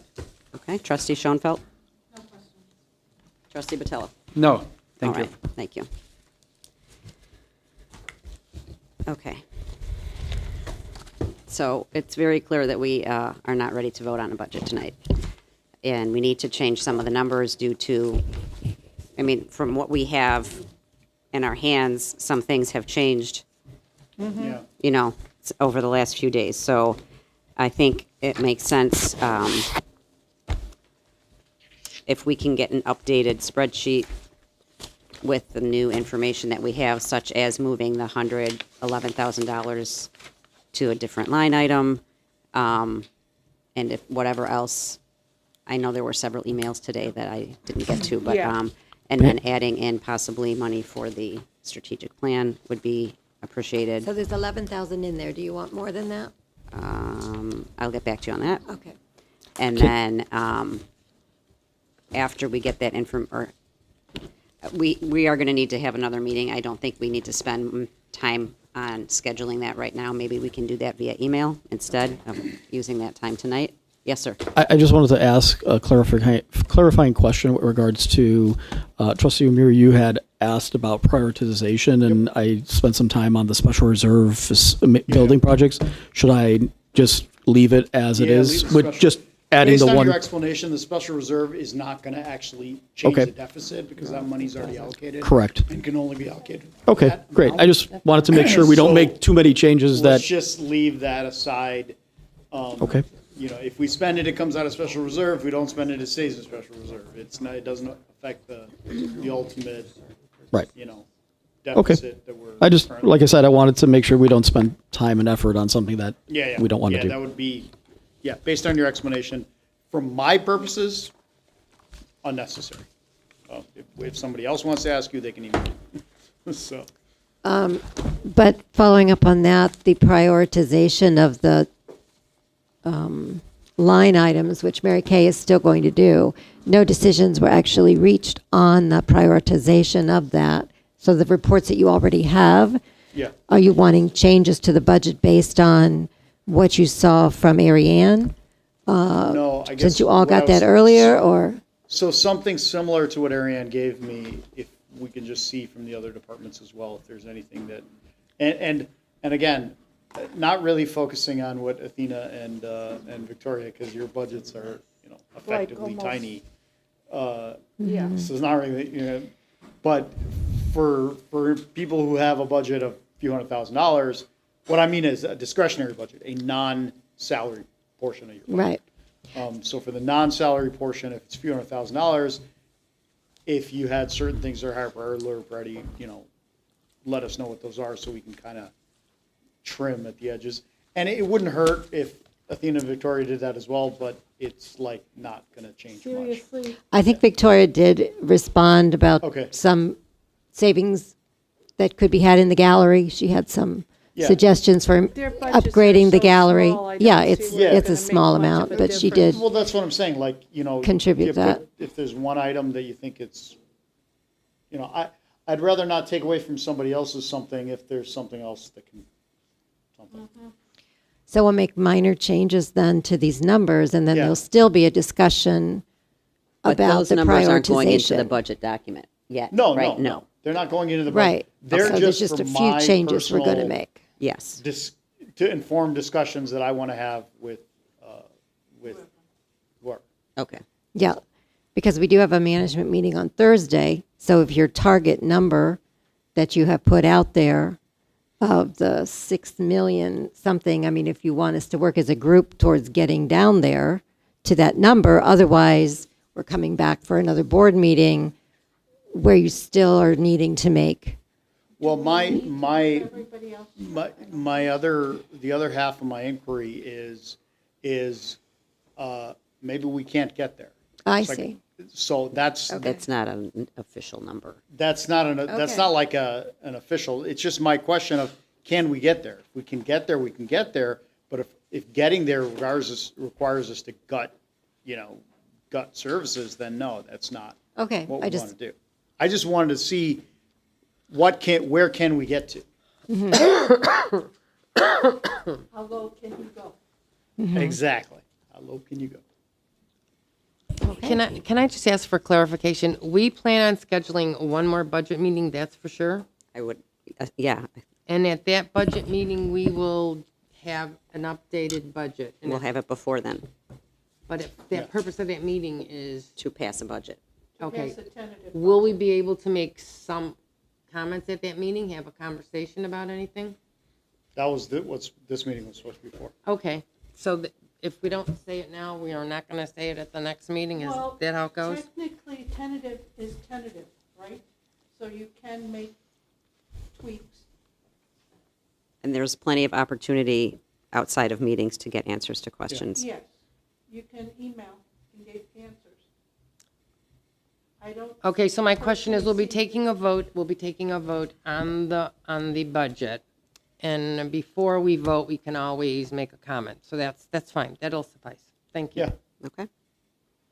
So I personally don't see the necessity to have the chair, No, supervisors here again? the Yeah, I don't think you supervisors guys here need to be again. here for the next one. I think this was more than sufficient, and I thank you all for coming. Appreciate all your time. Thank you. We enjoy the smiling faces. Is there a motion to move to executive session? I so motion that we move to executive session, and it is, what time is it? 10:14. Oh, Do 10:14. we have to read? Are you going to read that into I've the got record? to Yeah. read it. I don't have it in front of me. Where Okay, I'll is it? move then. You You can move. second me. I move to enter executive session for appointment, employment, compensation, discipline, performance, or dismissal of specific employees under 5 ILCS 120/2C1, collective negotiating matters between the public body and its employees or their representatives, or deliberations concerning salary schedules for one or more classes of employees under 5 ILCS 122C2. Second. Trustee Kadir? Yes. Trustee Durblick? Trustee Schoenfeld? Yes. Treasurer Botello? Yes. Secretary Rosansky? Yes. Vice President Trunk was, okay. President Keene? Yes. Okay. 6, and it passes, and the time is? 10:15. Thank you. Thank you.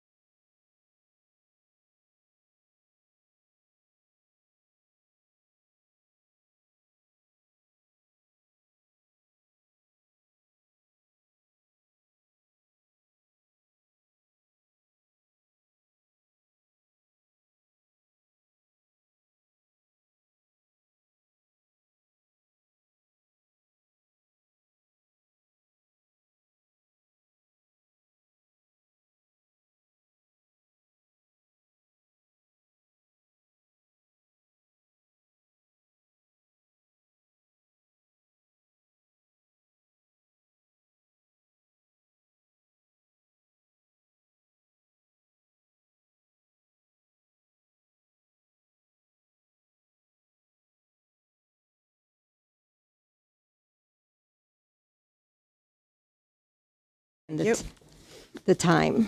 It is 11:58. Trustee Umir? Present. I'm sorry, Kadir. Trustee Rozansky? Here. Trustee Keene? Present. Trustee Botello? Present. Trustee Schoenfeld? Present. Trustee Derblick? Present. Okay, now what? Action or other? Action, an executive session. Director Rademacher informed the board that she will be retiring effective August 16th, 2023. The board would like to extend our thanks to Director Rademacher for her many years of service, and we wish her a happy and peaceful retirement. Thank you. Thank you. And we need to have a motion to accept her retirement. I move to accept Director Rademacher's retirement effective August 16th, 2023. Second. Okay. Trustee Kadir? Yes. Trustee Rozansky? Yes. Trustee Keene? Yes. Trustee Botello? Yes. Trustee Schoenfeld? Yes. Trustee Derblick? Yes. Okay, 1, 2, 3, 4, 5, 6 yeses passed. Thank you very much. Thank you. I appreciate the opportunity. I forgot to call Trustee Trunco. I'm going to mark him as absent. Yes. And I think we can move on to other, and we do now have other to discuss a little bit. I mean, we have something to discuss in regards to your retirement, but I don't know if if the trustees have any things besides that. Nope. For other? No. No, okay.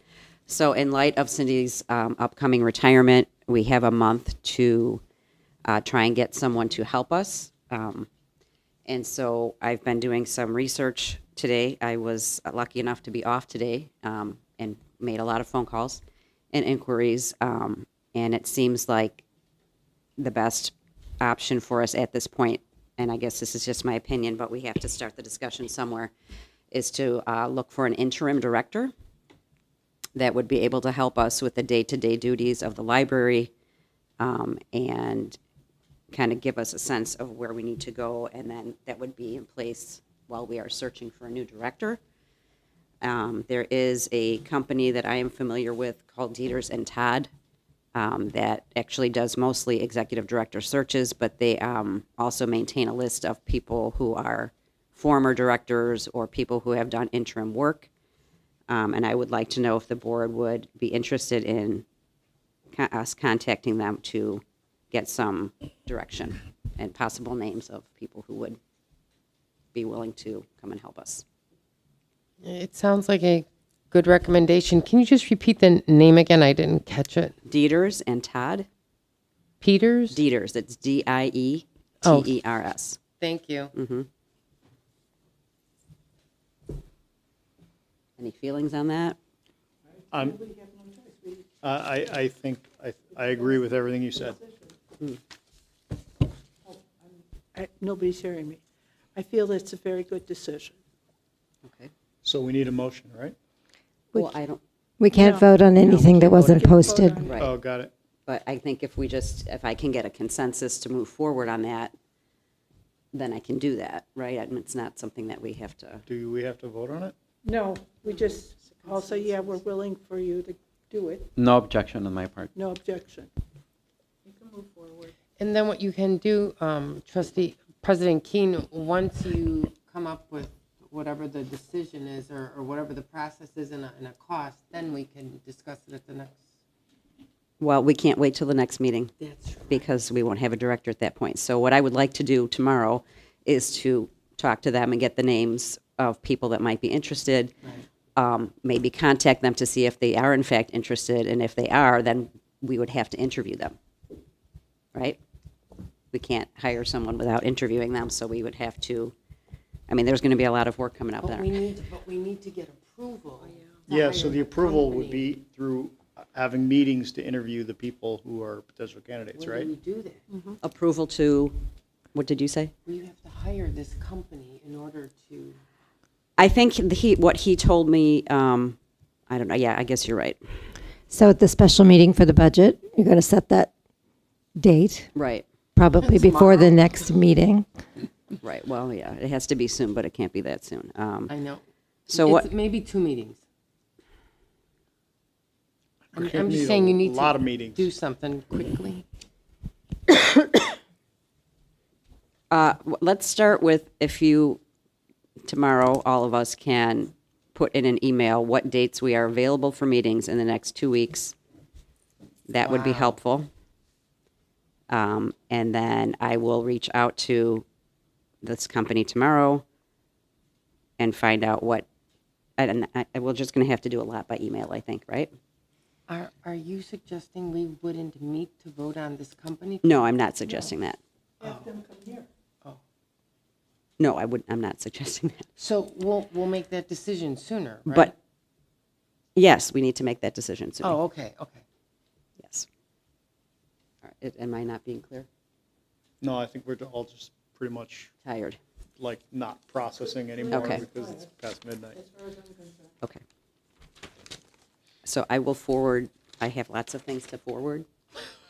And then you guys will Thank all. you. Yeah, and I will respond to your question about the check signing too. I forgot about that. Oh, I'm sorry.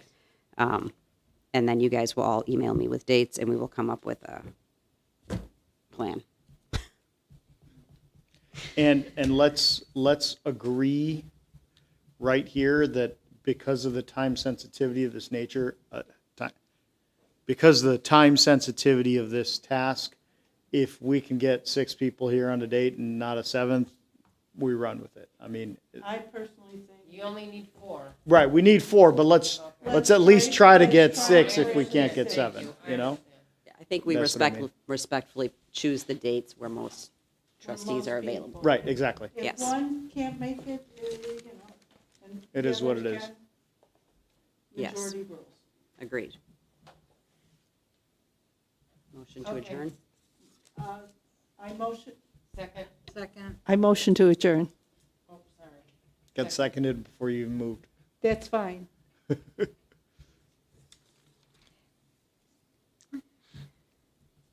need a vote, right?